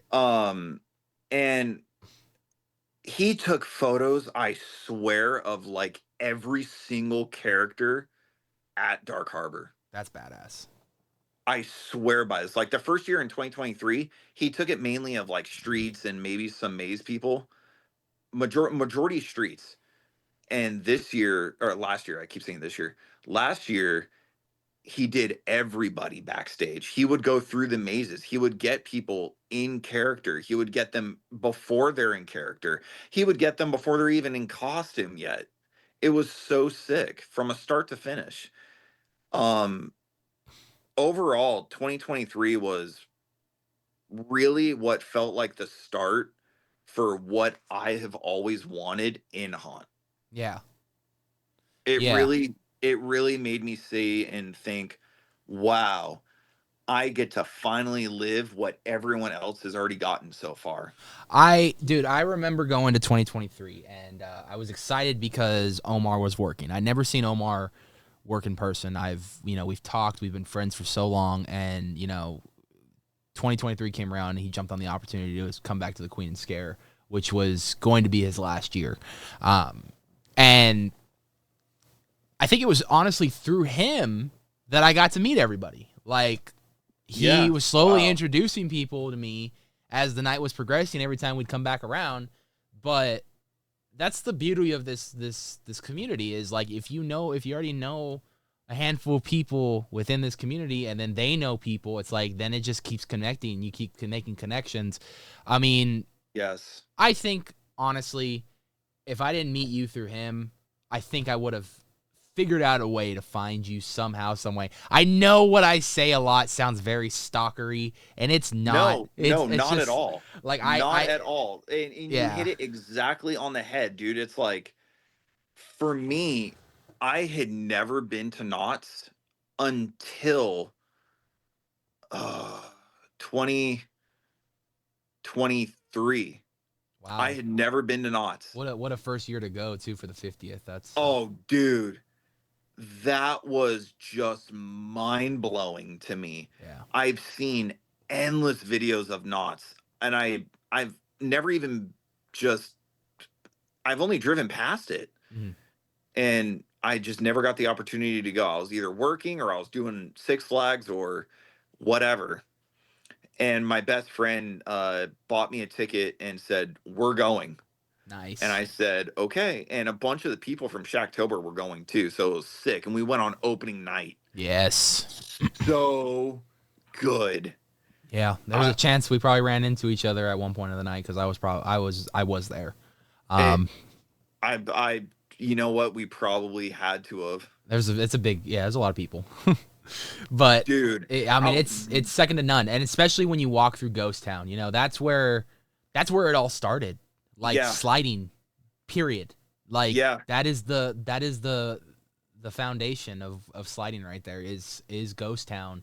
And Knott's Berry Farm in general. Like, sliding originated there at Knott's Berry Farm. And it's crazy to think that, because sliding now is such a worldwide phenomenon. It's all over. It is. Like, there are people in Japan doing it. There are people in Australia doing it. There are people in Canada doing it. There's people in Mexico doing it. Like, there are people in Florida doing it. There are people doing it all across the states. Like, it is insane how much of an influence the original haunt had on today's haunt world.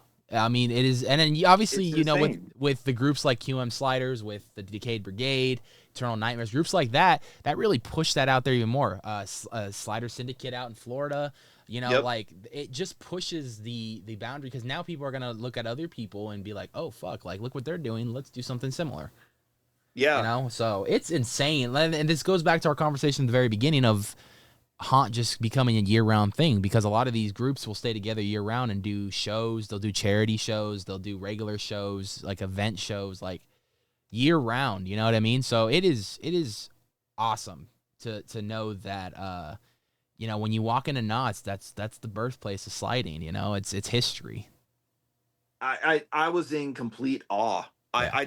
I stood there as opening ceremony went on, and I saw everyone coming in through the fog during Fog Alley, Yeah. and they all were standing in a perfect line, dude. I'm like, holy shit. Yeah. That's an opening, dude. Yeah. That's sick. Yeah. And Six Flags had their own openings, and they sucked. Well, listen, I went in 21, and I actually really enjoyed how Six Flags does their openings, in the sense that, like, they let every scare zone, every maze kind of have their own spotlight for a little bit as they're walking down that alley. I thought that was cool. I will agree with you, though. In my opinion, like, looking and thinking about it, the two that stand out to me the most as far as opening ceremonies are not Scary Farms, the you know, that opening audio from the walk down Fog Alley. The best one, in my opinion, is when they did Johnny Cash. Ain't No Grave. They walked down to that. That would have been sick. Dude, there's footage of it on YouTube. Look it up. I think it was like 2016, 17 maybe. But the intro used to be Ain't No Grave by Johnny Cash. And as, you know, they would have the opening audio say something, and then it would eventually cut Ain't No Grave, and then they're walking in towards the crowd. And that was insane. But then another one that is memorable was Dark Harbor 2019, which unfortunately you didn't get to experience. And I hope next year they do bring that back for you guys to experience, because from a fan's point of view, it is so intimidating, but so fucking exciting to hear not only the captain talk, when obviously Brad, I love Brad. And you know, no knock to anyone that plays the captain. It's just, in my eyes, Brad is always going to be the captain. Exactly. I mean, our captain last year, he did a pretty damn good job, man. He took on popularity like so fast with the guests, man. I mean, he was total partier. He really kept the vibe going. And that's good, because Brad brought something to that character that is second to none. I mean, the guy, 100%. It's so iconic with him and everything, and the just the energy he brings with that character. Even on the nights where his voice was gone last season, you know, when I would talk to him, he was still just ecstatic to be there. Like, you getting paid to walk around, and you can go wherever you want. Yep. In the entire event. If you want to walk through a maze, you could fucking do that. Yep. Like, if you want to go to the VIP section, you could do that. You know, like, if you want to go just stand and watch a slider show, you could fucking do it. Like, they had freedom to do whatever they wanted. You know, him and Peggy, like, God, it was just so cool to see them return this last year. But, you know, the opening of the gates was something special, because, like I said, it was that what drove you to be, like, nervous and excited for it was on the other side, which was the monsters banging against the gate with all the gloves and everything, and you know, the captain hyping everybody up. And then they open the gates and they come out, all the monsters come out towards you. I absolutely loved what they did with the stage opening this year to match it with the Horn of the Queen, and that starts the show. I thought that was cool to, you know, symbolize every single maze, and then you guys come out at the very end, which was really cool to start the show off. That was really cool, but again, I have a little bit more love for the opening gate ceremony that they used to do. It was amazing. So I guarantee you, my old boss is definitely gonna watch this, because every day at work, dude, when I found out Dark Harbor was returning, I mean, I've watched endless prior videos of Dark Harbor, endless different reviews, TikToks, just not TikTok at the time, I guess, but just endless different videos of stuff that people were there giving reviews. And it was so sick just to be like, damn, you guys got to do that? Oh my God. And every day, dude, any free time I had, I'm on the computer watching Dark Harbor on my phone. Any free time I had, and my boss got interested in it, and he was watching, and then I'd show him random videos of me that I found at Six Flags of me from people walking through and recording. I'm like, yep, that's me. That's me. Oh, look here. I'm on this commercial. And it was so sick. And he was like, dude, that's badass. You got to do all that. I'm like, yeah. I mean, it's crazy to think that's me because you don't think that I would be doing that. Dude, with yeah, now and that's a great transition right here, because now I think the audience has waited. They're like, we thought this was going to be a podcast all about Dark Harbor. We're getting there. Okay, we're getting there. It's a story, bro. This is the whole rainbow of that's what the Mindless Horror Bridge. Podcast is. We like to get, especially if we've never had anyone on the podcast, we like to get the origin story of who that character, who that person became to what they are today. And now I can finally say, for the last 30 minutes of this podcast, because we are an hour and a half in, and that's amazing. We're going to keep going. The last 30 minutes of the podcast, man, tell me exactly where you were when you found out that Dark Harbor was coming back for 2024.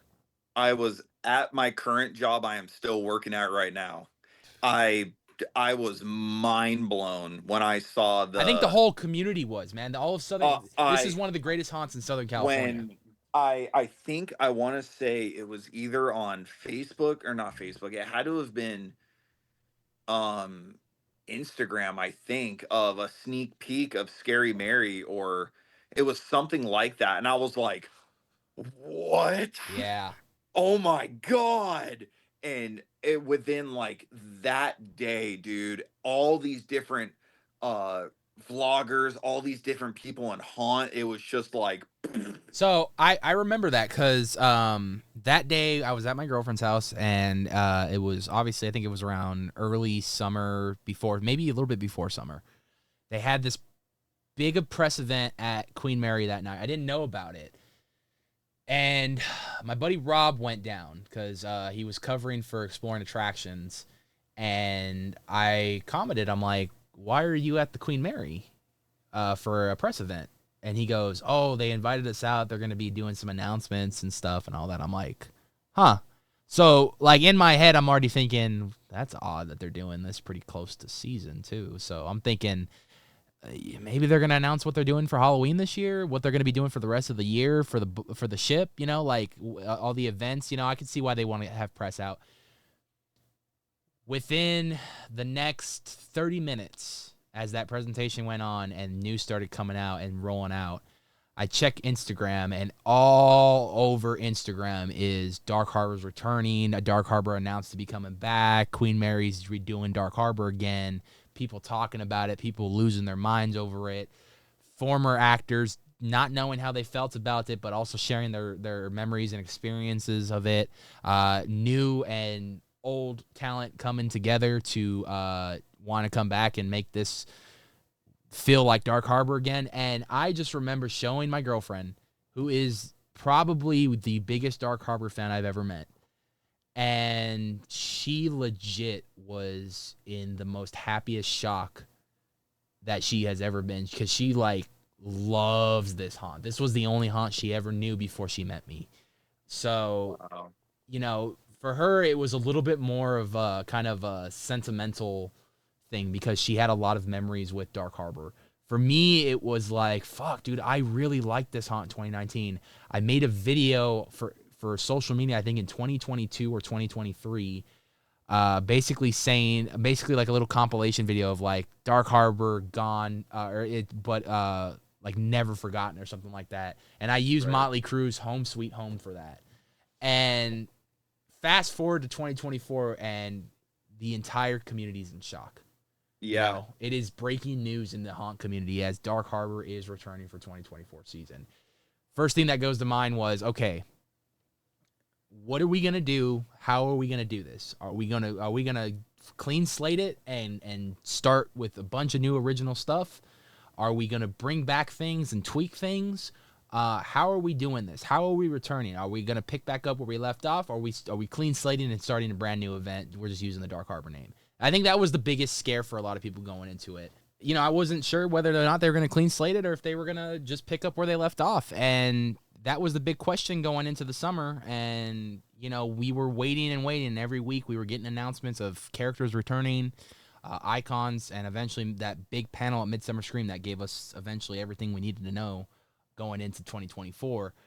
My question to you was, obviously auditions come.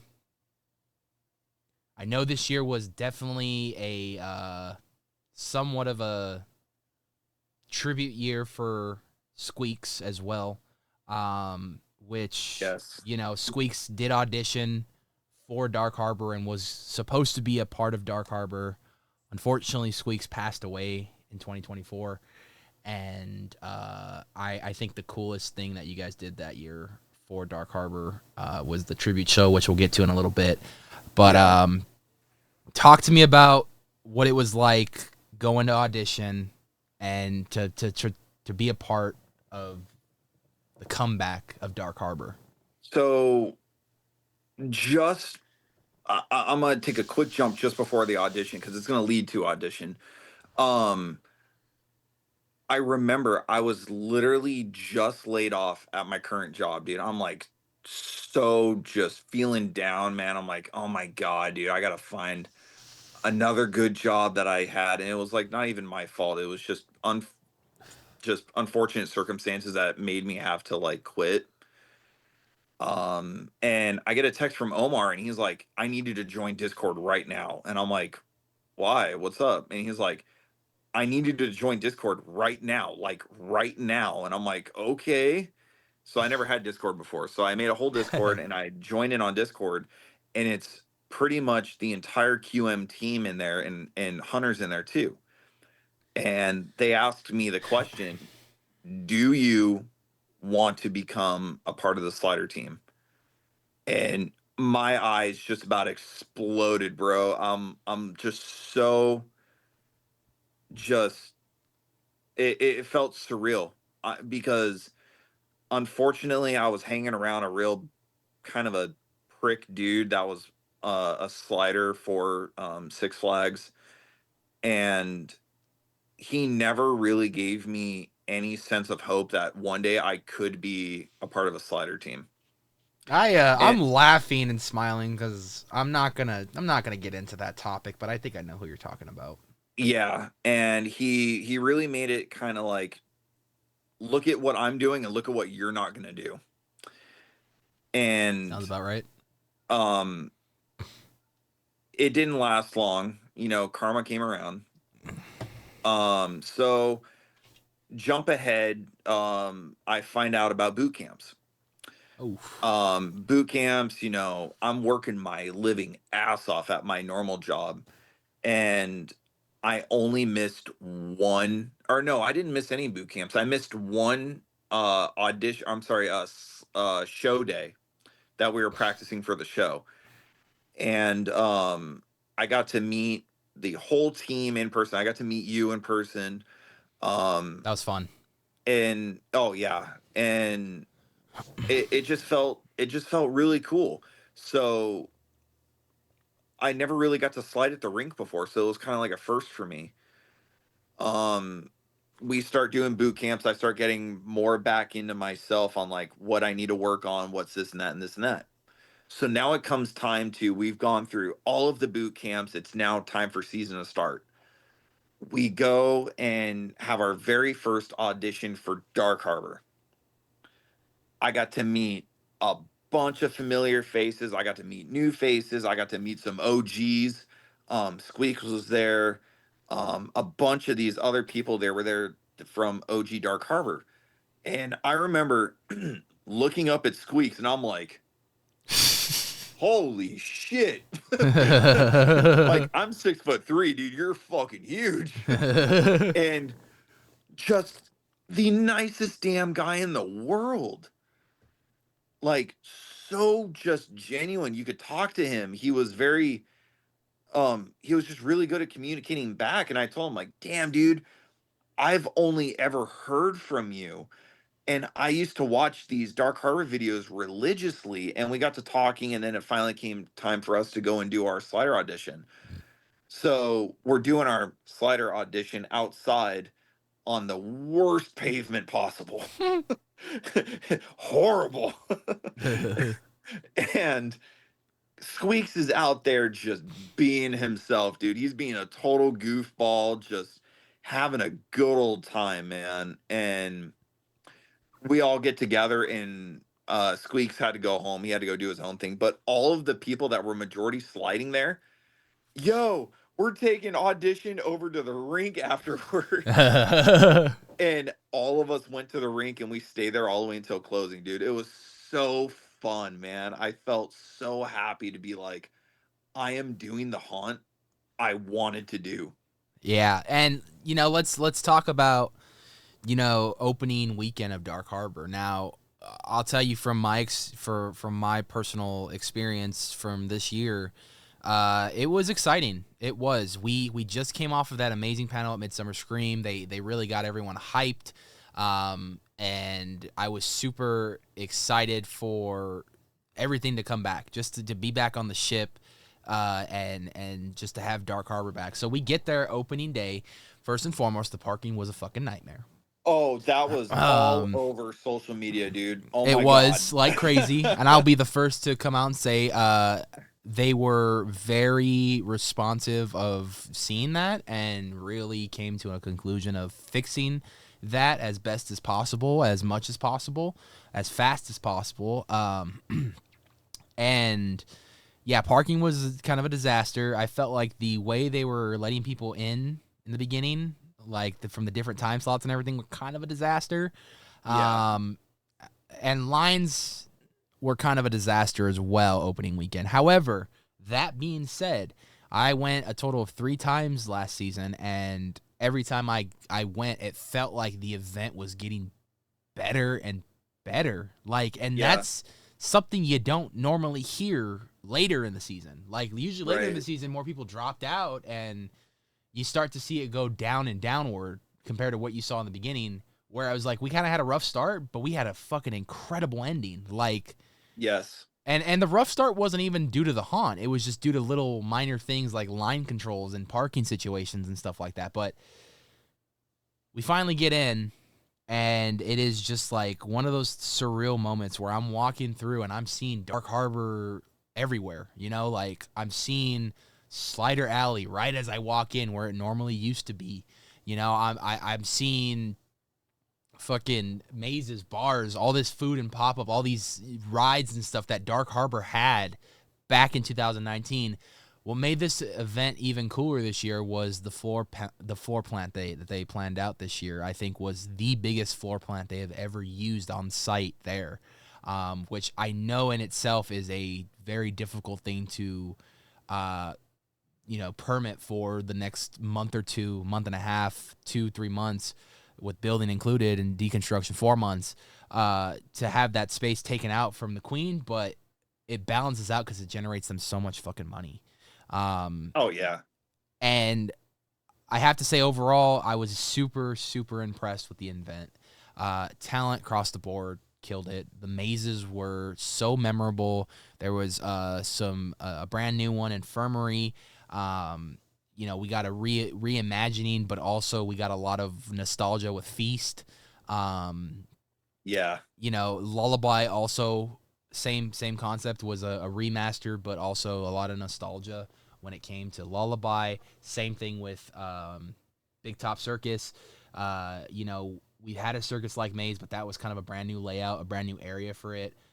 Breakout, beautiful design. Story made no sense, but it was still a beautiful maze. And I think that's the consensus across the board for a lot of people when it comes to reviewing stuff. Like, that maze made no fucking sense at all, but it looked fucking beautiful. I kept hearing that from a lot of people. Yeah, because I got to go through it every time I went, and the first thing I would always try to figure it out. Like, I'm like, okay, so are we following Harry out? Are we breaking out with him? And then we're seeing him escape. We're going on his escape route, and then he makes way to the ship, and then he gets killed and becomes this, the who we know he is today. Like, I don't know what was going on, but it was a long maze. I remember that much, and it was fun.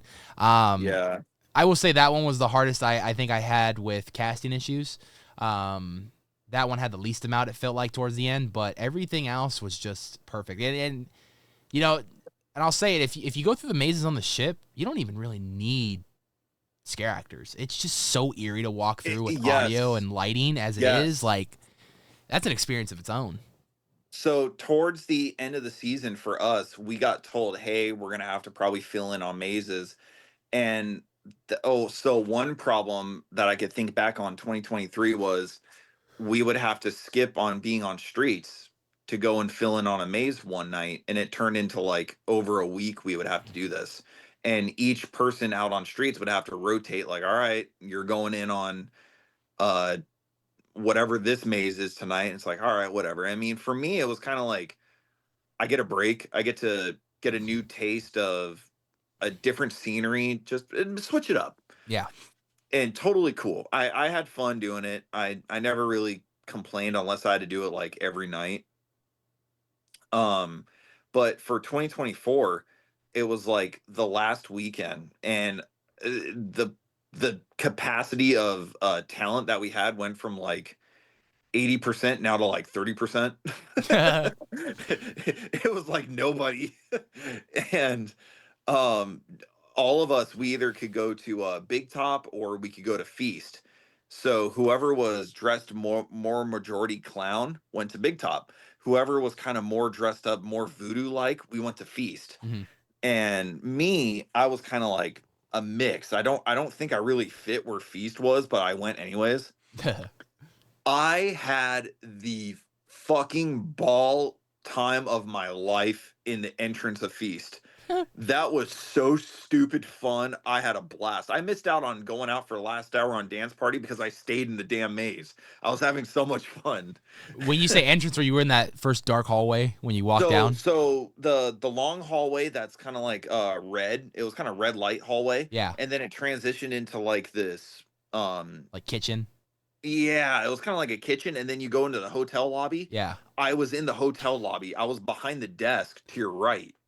With the dummy, And huh? they had this like old school lamp light with like a chain, and I could turn it off and the whole room went black. That's And cool. I'm like, my head's over the desk, so I look like a prop. And as soon as groups came in, I could like flick it and then I'd like fly out after them. I made this chick fly so hard. She landed on this like little round planner thing, and dude, she like tabletopped and flipped over it. And I'm like, oh shit. Where was this when we were doing the Try Not to Get Scared challenge? I could have used you, Life Alert. Oh man, I could have used dude, you. it was so funny, and then I scared the absolute shit out of the maze lead. Oh man. It was he thought like he didn't know that I was an actor. He thought I was legitimately a prop until I like flew out at him, and Oh. it was the funniest laugh between us two because he was like, "Oh my god, the prop came in me." Man, I have to say, man, across the board, I am so incredibly, and I think a lot of people will agree with this, I'm so incredibly proud of this cast and crew. Oh, I yeah. am. You guys should all be proud of yourselves. I mean, this was not an easy challenge. This was something that a lot of people had a lot of love for, and it was very hit or miss. This was either going to work or it wasn't going to work.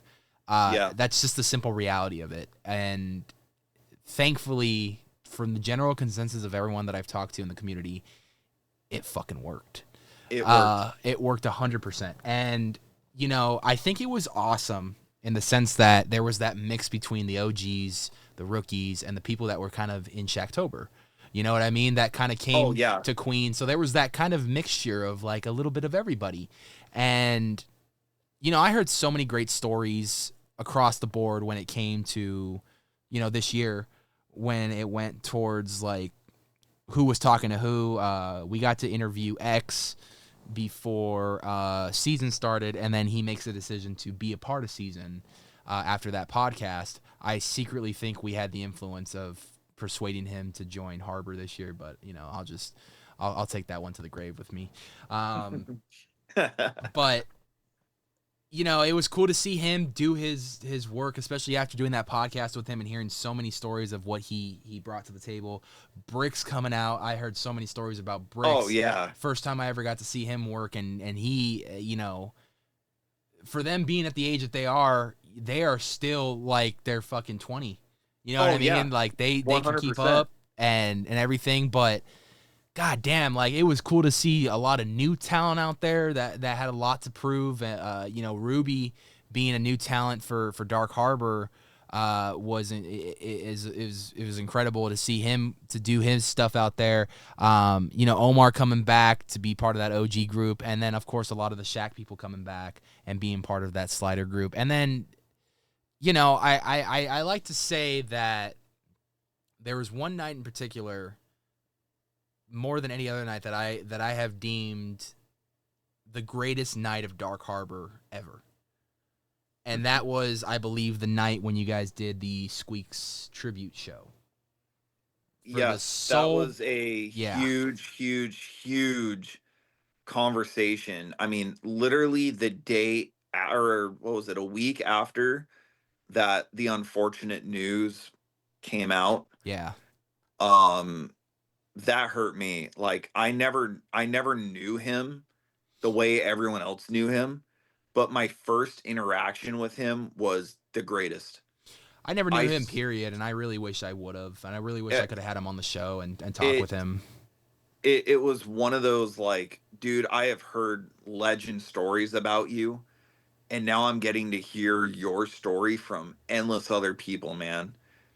I'm glad I got to at least talk to him.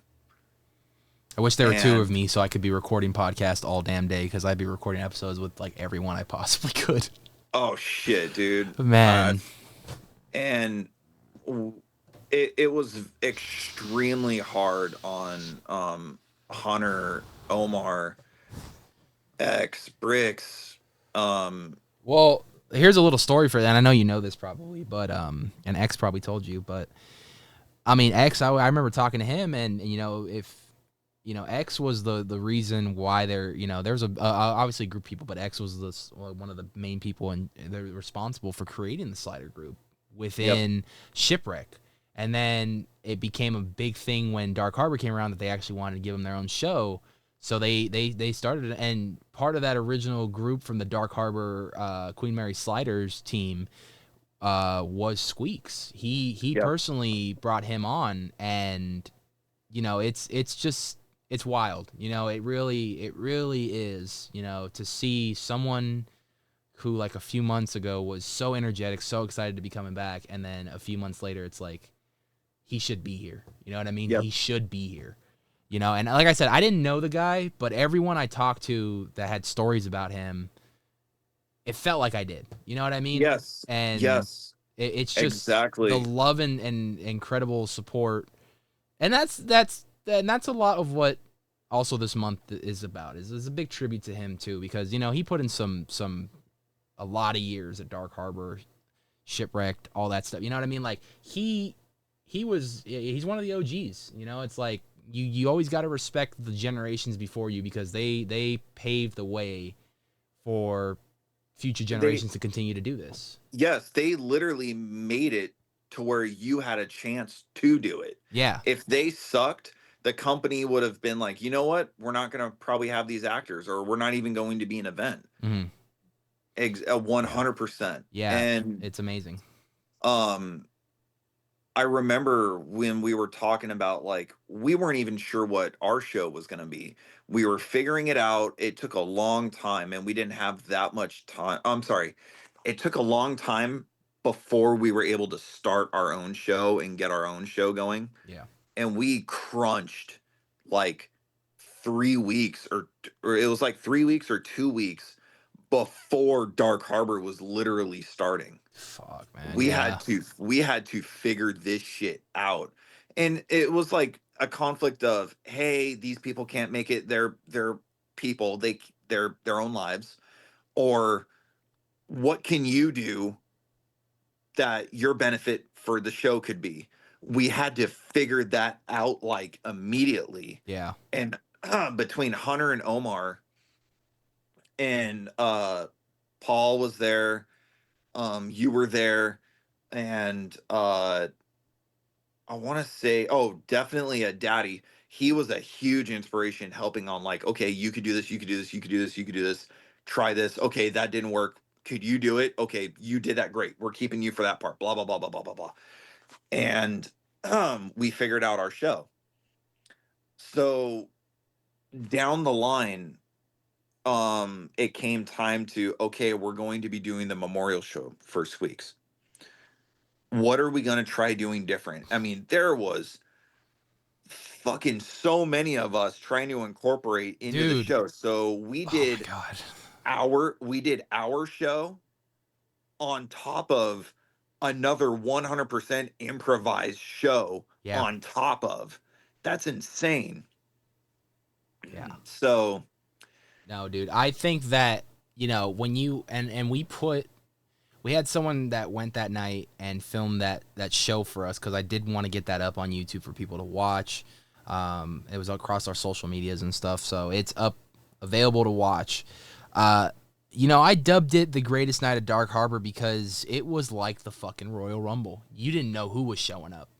Unless you worked the event, you didn't know who was showing up. And when I remember exactly where I was that night. I was where I didn't want to be, but I had to be, and that was work. But I remember just being on social media all night and just seeing all these posts and all these different people that worked there in the past come out for this one night, and I was like, I fucked up. I should have took the day off. But I just had transferred to a new school, so like I just didn't want to miss immediately right off the bat. So I was like, it's okay. It's gonna be a sacrifice. It's gonna be a very shitty sacrifice, but I gotta sacrifice something every now and then. And I do regret not going to that night because there were so many people there as fans, so many people returning for one night only. It was insane. It felt surreal, like to literally look at Dark Harbor's past, or the legacy of Dark Harbor. People from Knott's, people from anywhere in Squeak's life, pretty much, they were there just to come and watch. I mean, even the general public, man, they stayed and watched our show. Um, we pretty much got there that same day, early in the day, and we got to meet pretty much everyone that was coming out. Some people, unfortunately, they had to show up a little bit later, but we filled them in on what the show was. Right. So where I'm saying like, oh, it was like an improvised show on top of our show. It really was like just It was like everyone knew the audio cues because obviously it was the same audio cues and everything. right. But I get what you're saying. Everyone, because there were so many people, everyone was kind of just doing their own things and just kind of trying to sync up with the music at the very least. Yes, and it was kind of like a tag team effort where it's like, you and me are gonna do two Superman slides. Okay, cool. Two guys doing two Superman slides. Oh, I'm gonna run down, and then you're gonna run right behind me, and you're gonna do something. Like they were communicating in the middle of the show. Mm-hmm. It was totally 100% improvised, which was sick. Dude, And it was it was an incredible show. When I got that footage, that was before I even released it to anyone. I made sure I watched it myself because I wanted to watch it. It was so good. And when it came time to let Voice Matt, um his haunt name Voice, to go up and do his formal speech of introducing what is about to happen with Squeaks, we're gonna take a moment of silence. Man, the amount of emotion in just one area. I bet you could hear a pin drop. Oh, it was, you couldn't even hear a breath going. It was crying, sniffling, and just everyone around you feeling the exact same one thing. Hurt. No, yeah, and I think what topped it off even more with that was Brad's speech. Yes. I heard Yes. the speech, and everyone that I talked to about it said it was such an amazing tribute speech that he gave. And I talked to Brad about that, and I talked to him even after that happened, and I was like, hey dude, I saw your speech, when we came, and I told him, I was like, that was so fucking good. It honestly, like, and I wasn't even there in person, and I shed a tear. Like, it was like, you could tell right then and there, Brad put the character aside for a second and was just Brad. Yes. So, 100% yes. Yeah. And I remember just having the amount of tears run down my face, because it's like, I literally felt like you were saying, like, you felt like you know someone without knowing them, Yeah. just by the amount of love and appreciation and stories. And the thing that really hit me the most was right when was it? It was either the memorial show or 1 week or 2 weeks prior to that. People were telling me just my demeanor, who I am, the way I scare. It felt like they had Squeaks there. Yeah. Yeah. And it hit me. It really hit me Yeah. that I'm just the average dude, man. I literally got into haunt because it's fun. Mm-hmm. I just like having a good time. I'm surrounded by amazing people. And for them to tell me I am bringing that ghost of pretty much Squeaks with me to Dark Harbor, that hit me hard, because I didn't know him the way everyone else knew him. And I've never had an ego. I've always been humble. I genuinely love just being myself. Mm-hmm. You could ask anybody. I have never once had an ego, ever. And I'll never forget the night of Squeak's tribute that his wife was there. And I think there was this two other ladies. It was either, it was the daughter, not Squeaks. It was a lady and her daughter, and they both knew Squeaks, like, off season, on season, it didn't matter. They just knew Squeaks. Right. And X brought me over to her, and she was just staring at me and just tears running down her face, just staring at me. And she began to tell me, like, you literally feel like Squeaks is right here in front of me. Wow. And I started crying. I mean, I could hear it in your voice right now. I mean, it's emotional. Oh, dude, like, it is. Like, just coming up to this conversation, yeah, it's like, I'm an empath. I will say that, because I genuinely feel like what they felt. Mm-hmm. And I told her, I'm like, you don't understand how unbelievably just great I feel to know I bring such a good demeanor and just great energy around everybody. I'm not Squeaks, but I'm happy I could bring that emotion out of people. Right. 100%. I agree. And I think that's such an amazing compliment for someone to bestow upon you, especially within the light of things going on, and just to have that tribute memorial service. But on the positive side of things, obviously, it was a giant family reunion in the sense of just kind of everyone being back, everyone just seeing each other after 10, 15, 20 years, maybe, Yeah. And just kind of having everyone there to celebrate this person's life, you know what I mean? And it's just like, and that goes for audiences too. I saw that crowd that night, and that was probably one of the biggest crowds, if not the biggest crowd you guys had also. And you guys had a lot of big crowds. We had good crowds, without a doubt. That last show, or the memorial show for Squeaks, was The biggest. Insanely big. Yeah. It was huge. It was bleeding into breakout at some point. Like, that's how big the crowd was, at least on that side of things. You know what I mean? Yeah. Like, it was bleeding into other places. There was a genuine crowd around the entire area. You know, I think this year, if you know, the best way I can sum up this year, honestly, is just memorable and just very hopeful for the future of Dark Harbor. And I think you can agree with that. Because 13th floor, I believe her name's Amy, right? That was Yep. the head honcho. Uh, One of the head honchos. uh, Amy, I believe, is like just below Katie. I believe Katie is like head honcho.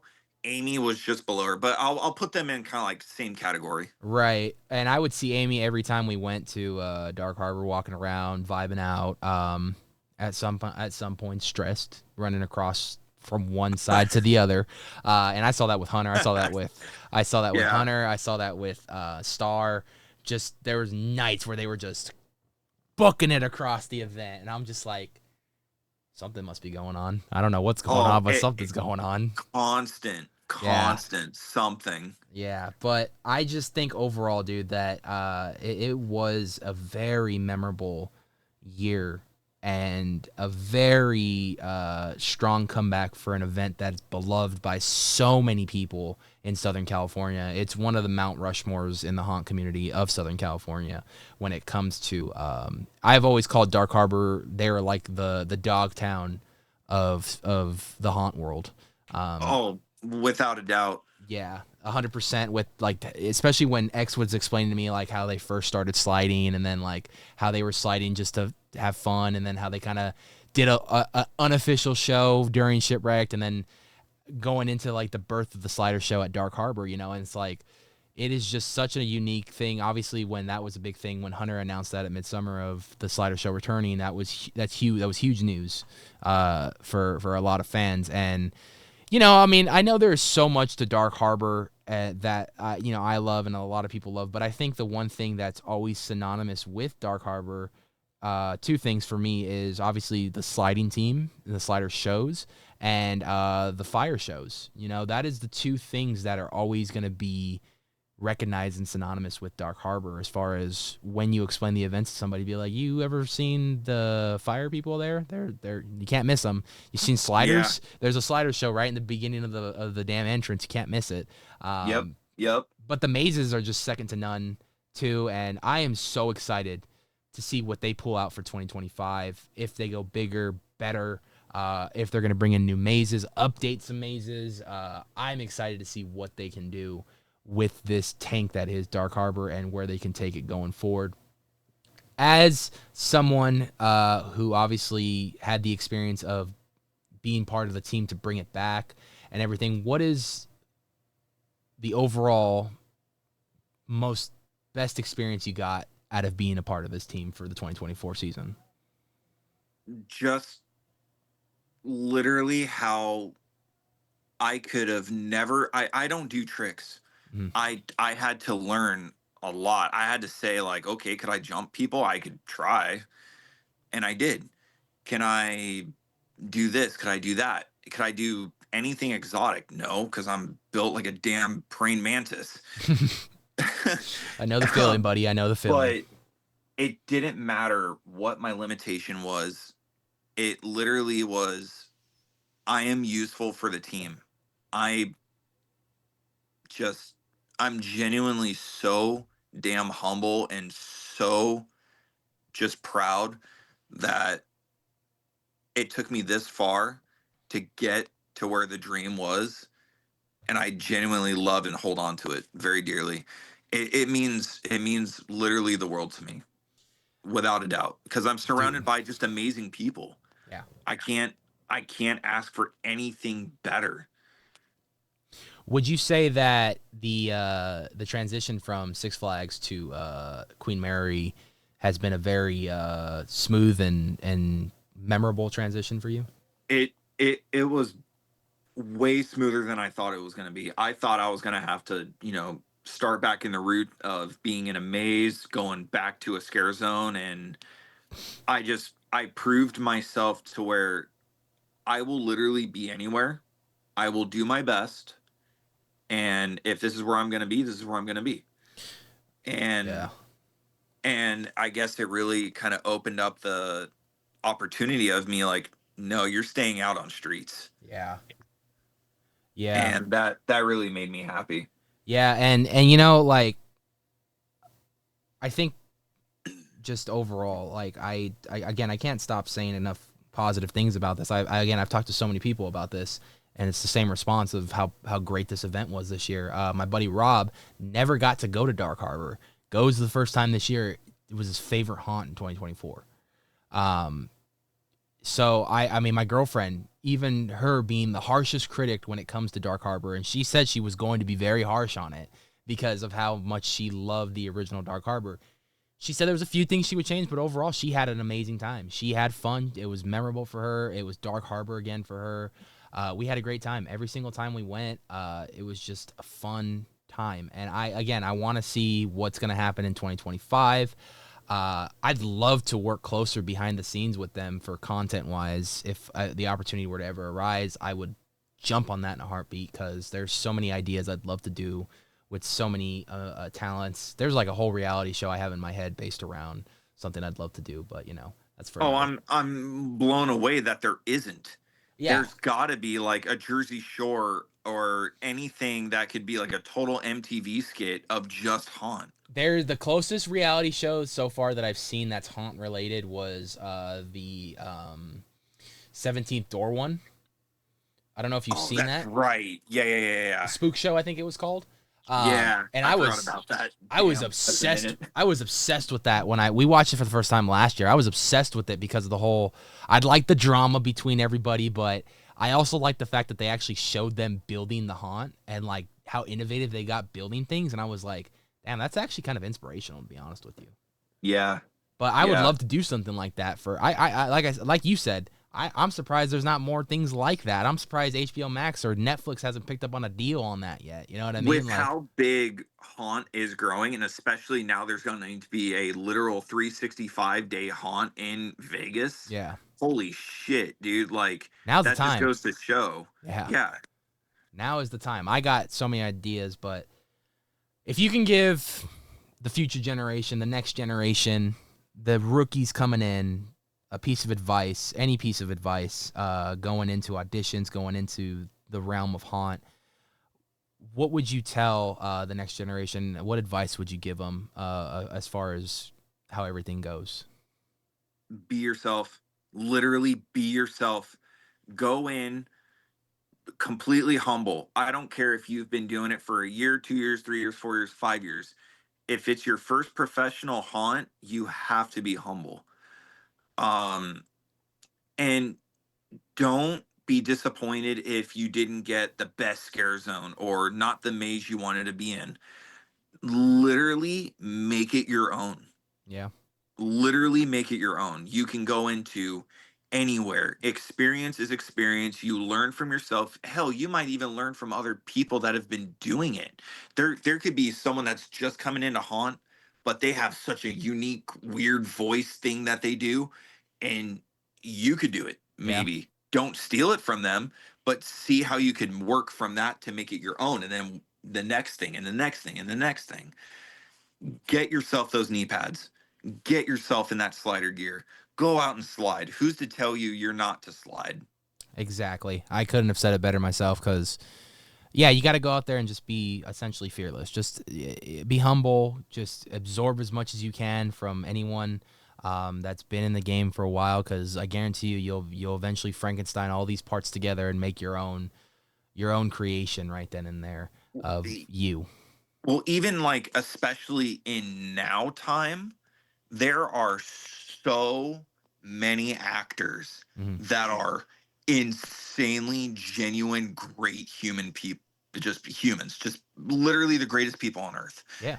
You go to the rink, you will guarantee see people from haunt there. 100%. Ask them questions. Is this good gear? What do I need? What do you use?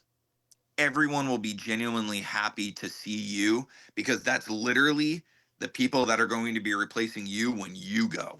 I use Smith Scabs, by the way, if you're asking. That's the pads that I have. Yeah, dude, I couldn't agree more. I think being yourself in a day and age where, there's a lot of fake people out there, just be yourself, man. Have fun, because being yourself is going to get you to the best opportunities in life. If they know who the real person that is you is, they're gonna definitely start to trust you or put some trust into you of certain opportunities that other places may not offer you. So You know, it could be a very beneficial thing to you. And like I said, just be a sponge. Just absorb Yes. all the information, all the techniques, anything you can to just nitpick and Frankenstein to make your own style or your own version of what you think it is. And obviously, the number one rule, obviously, be safe. Just be safe. Yes. Don't try it at Yes. home. Try it at a friend's house. Yep. And there's no better feeling too. Like, I guarantee you, no one probably knows me other than some people in the haunt community. But there might be a handful of guests out there that know my haunt name by now. But there's no better feeling of going somewhere and seeing your idol. Yeah. And being able to talk to them and they be the greatest person in the world. Yeah. 100%. Really shine that light to that kid. Really do it. Why do you think I do this podcast? So Yes. I could talk to a lot of people that I want to talk to. Yes. I've been so fortunate and so grateful and just appreciative of every person I've gotten to talk to, because they've either been household names of events or they're just starting as rookies. And, you know, it's just incredible. Or they've been scaring for a long time and just kind of always been in the background, but have been there. And, you know, with Carnival Month, I got to do that. I got to interview a lot of new people I've never interviewed before. This month, I've gotten to do the same thing. So far, I've gotten to interview. I think everybody I'm interviewing this month is new people I've never interviewed before. So Nice. It's just, there's so, and like I said, if there was two of me, the other person would just be locked in this room all day recording podcasts with people, scheduling all day, while the other version of me is actually making the money and working. But I am just, I'm super grateful to be doing this podcast every single week and for people to be tuning in. The numbers have been just incredible of the response of when we announced this month. It was just incredible. It blew up for us, at least. I mean, 130 something likes, that's a blow up for us. I'm sorry. I know people get like 100,000 likes. 100 and something likes is a blow up for a small channel like us. So, you know, absolutely. Word got around quick. People were very excited. I was getting DMs from a lot of monsters that I unfortunately had to kind of turn away, only because I'm only doing so many episodes per month just so I don't burn myself out. And that's really all I have time to do. Trust me, if I could interview everyone, I would in a heartbeat. If this was my full-time job, you would be getting DMs left and right from me of being on the show. However, just because you're not on the show now, don't mean that you don't have an opportunity to be on the show later. I always tell people that because there's been a couple of instances where I'm like, I can't fit this person in now, but then a year goes down the line and I'm like, hey, I remember I was going to do a podcast with this person. This person wanted to do a podcast. Let's call this person up and let's bring them up. Let's do it. And you are a perfect example of that. We talked about doing this for over a year now, and now we're here. You know what I mean? So it's like, it comes full circle. It really does. Time really flies, especially with haunt. It does, man. So, wow, we're getting close to 2.5 hours. This is probably my longest podcast in a while. So if you've made it this long, congratulations. I got jabberjaw, bro. Damn. I do apologize to you, Devon, too, if you have to get up for work in about 2 hours. I think I could push it to 6. Oh, okay. Well, at least you got a third hour in there. So yeah, let's hurry up and wrap this up then, so you can get that 3 hours at the very least. Second to last question I want to ask you: what is your favorite scary movie?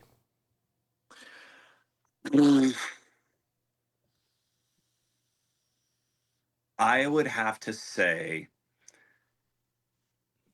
oh damn, dude. It's always the hardest question for a lot. It's a torn. I know I'm gonna get a lot of hate from it, but the one movie where I felt like holy shit was one of the Rob Zombie Halloweens, and that one has I like the first definitely one a lot. Yeah, that I would have to say for gore aspect and just really in your head fucked up shit. I would have to say that's got to be the one that really, the first one that comes to mind, at least for me. Yeah, Rob Zombie's Halloween. Yeah, that was that first one was really something. I remember hearing, like, when the movie came out, audience reviews like saying how scary it was and shit. But the guy that got to play Michael Myers in that movie was just menacing, bro, and he was just violent. And I'm like, that's what Michael Myers should be. Like, that's the brutality of Michael Myers. That is the embodiment of evil right there. Great choice. Underrated choice, in my opinion, too. It really is, yeah. Yeah, like, it's a lot of hate. I agree. And before we sign off tonight, again, I want to thank you for your time, because you did give me a lot of time today, and I do appreciate that. A lot of great stuff we talked about. Over 10 years working Haunt and continuing going for hopefully another 10. Hopefully we get to see you back at Dark Harbor 2025. If, you know, I'm assuming Dark Harbor is back with the financial success it had last year. Yep. So I hope we get to see you back for 2025. That will be wink wink. You're like, that's the plan. There was right at the end of the season, I kind of said, like, you know what? I really think this is gonna be my last year, because I was literally going a month and a half on 2 hours of sleep, if that, each night. Yeah. With my current situation now with work, I know it's early in the year, but I truly believe things, now that I understand my job, my new position a lot better, I'm able to time manage now than I originally had thought I was going to. So, yes, I am very confident I will be returning this year. I hope so, man. But if it does come down to where life just takes over, hey, life does take over, and we do got to worry about ourselves in the end of the day, what's best for our futures in the end of the day. Haunt will always be there. Haunt will never leave. Yep. So either if you're back as talent or if you're back as a guest, I mean, you're still there. So that's all that matters. 100%. Feeling the love, man. Well, before we sign off, is there any social medias people can follow you on if they want to stay up to date of what's going on with Life Alert? So my original Life Alert Instagram, I lost the email to, because I never backed up on the cloud on my phone, and I completely forgot what it was. But on Instagram, it's Devon_Caddy_official. There it is. Go give Devon a follow, because man, and I would like to end it on a positive note too, where I'm glad to see with everything going on in Southern California right now as far as the wildfires go. I know your area was affected by very close by, if not some places were affected close by to you, and I'm just glad to see that you're safe, you're okay, your house is okay, the place you work at, I hope everything's okay there as well. Everything is okay. The fire came right up to the back wall of it. Wow, that is insane. And I'm assuming, was it very minimal damage? None at all. Surprisingly, none. It literally stopped within like 6 feet before my shop. Wow, man. Well, I'm so glad you were safe. I'm so glad you got out of there safe. I'm so glad you got the employees out of there safe. If there was any guests or employee or customers there, I'm sure they left safely, but I don't think there were any customers other than one on the water, and if you're on the water, you're fine. Yeah, I mean, it's water. You know, it's like, you're good. But no, I'm just glad. I mean, I remember, last week, or I think it was 2 weeks ago at this point. It's time's going by so fast so far. It feels. I think, it's either been a week and a half or 2 weeks now. I reached out and I was like, hey, dude, hope you're doing okay. If you need anything, let me know. Yes, you did. Thank you. The first thing I thought about too, I was like, I'm not even thinking about this podcast. Like right now I'm thinking about this man's safety. Like we could do a podcast any point in time. I think it was originally planned we were going to, and then the fire happened. So like I believe you and I are probably on the same mindset of like, this will probably be obviously this is going to be held off until a future date if things escalate. And luckily things didn't. I hit you up earlier. I think you hit me up this week and I hit you up, and we confirmed it, so we got it done. And here we are 2.5 hours later. Yes. Oh man, that's been a good one. But hey, I want to thank you again for being a part of the Dark Harbor Takeover this month, and I hope everyone is enjoying. If you've made it this far, thank you very much. We appreciate you. Thank you very much for listening to me be a jabberjaw. But thank you guys so much. Tune in next week for another episode right here on the Nights of Horror, and very soon we'll be announcing March's theme. Let's just say we're going worldwide. Hell yeah. That's all I'm going to leave it at.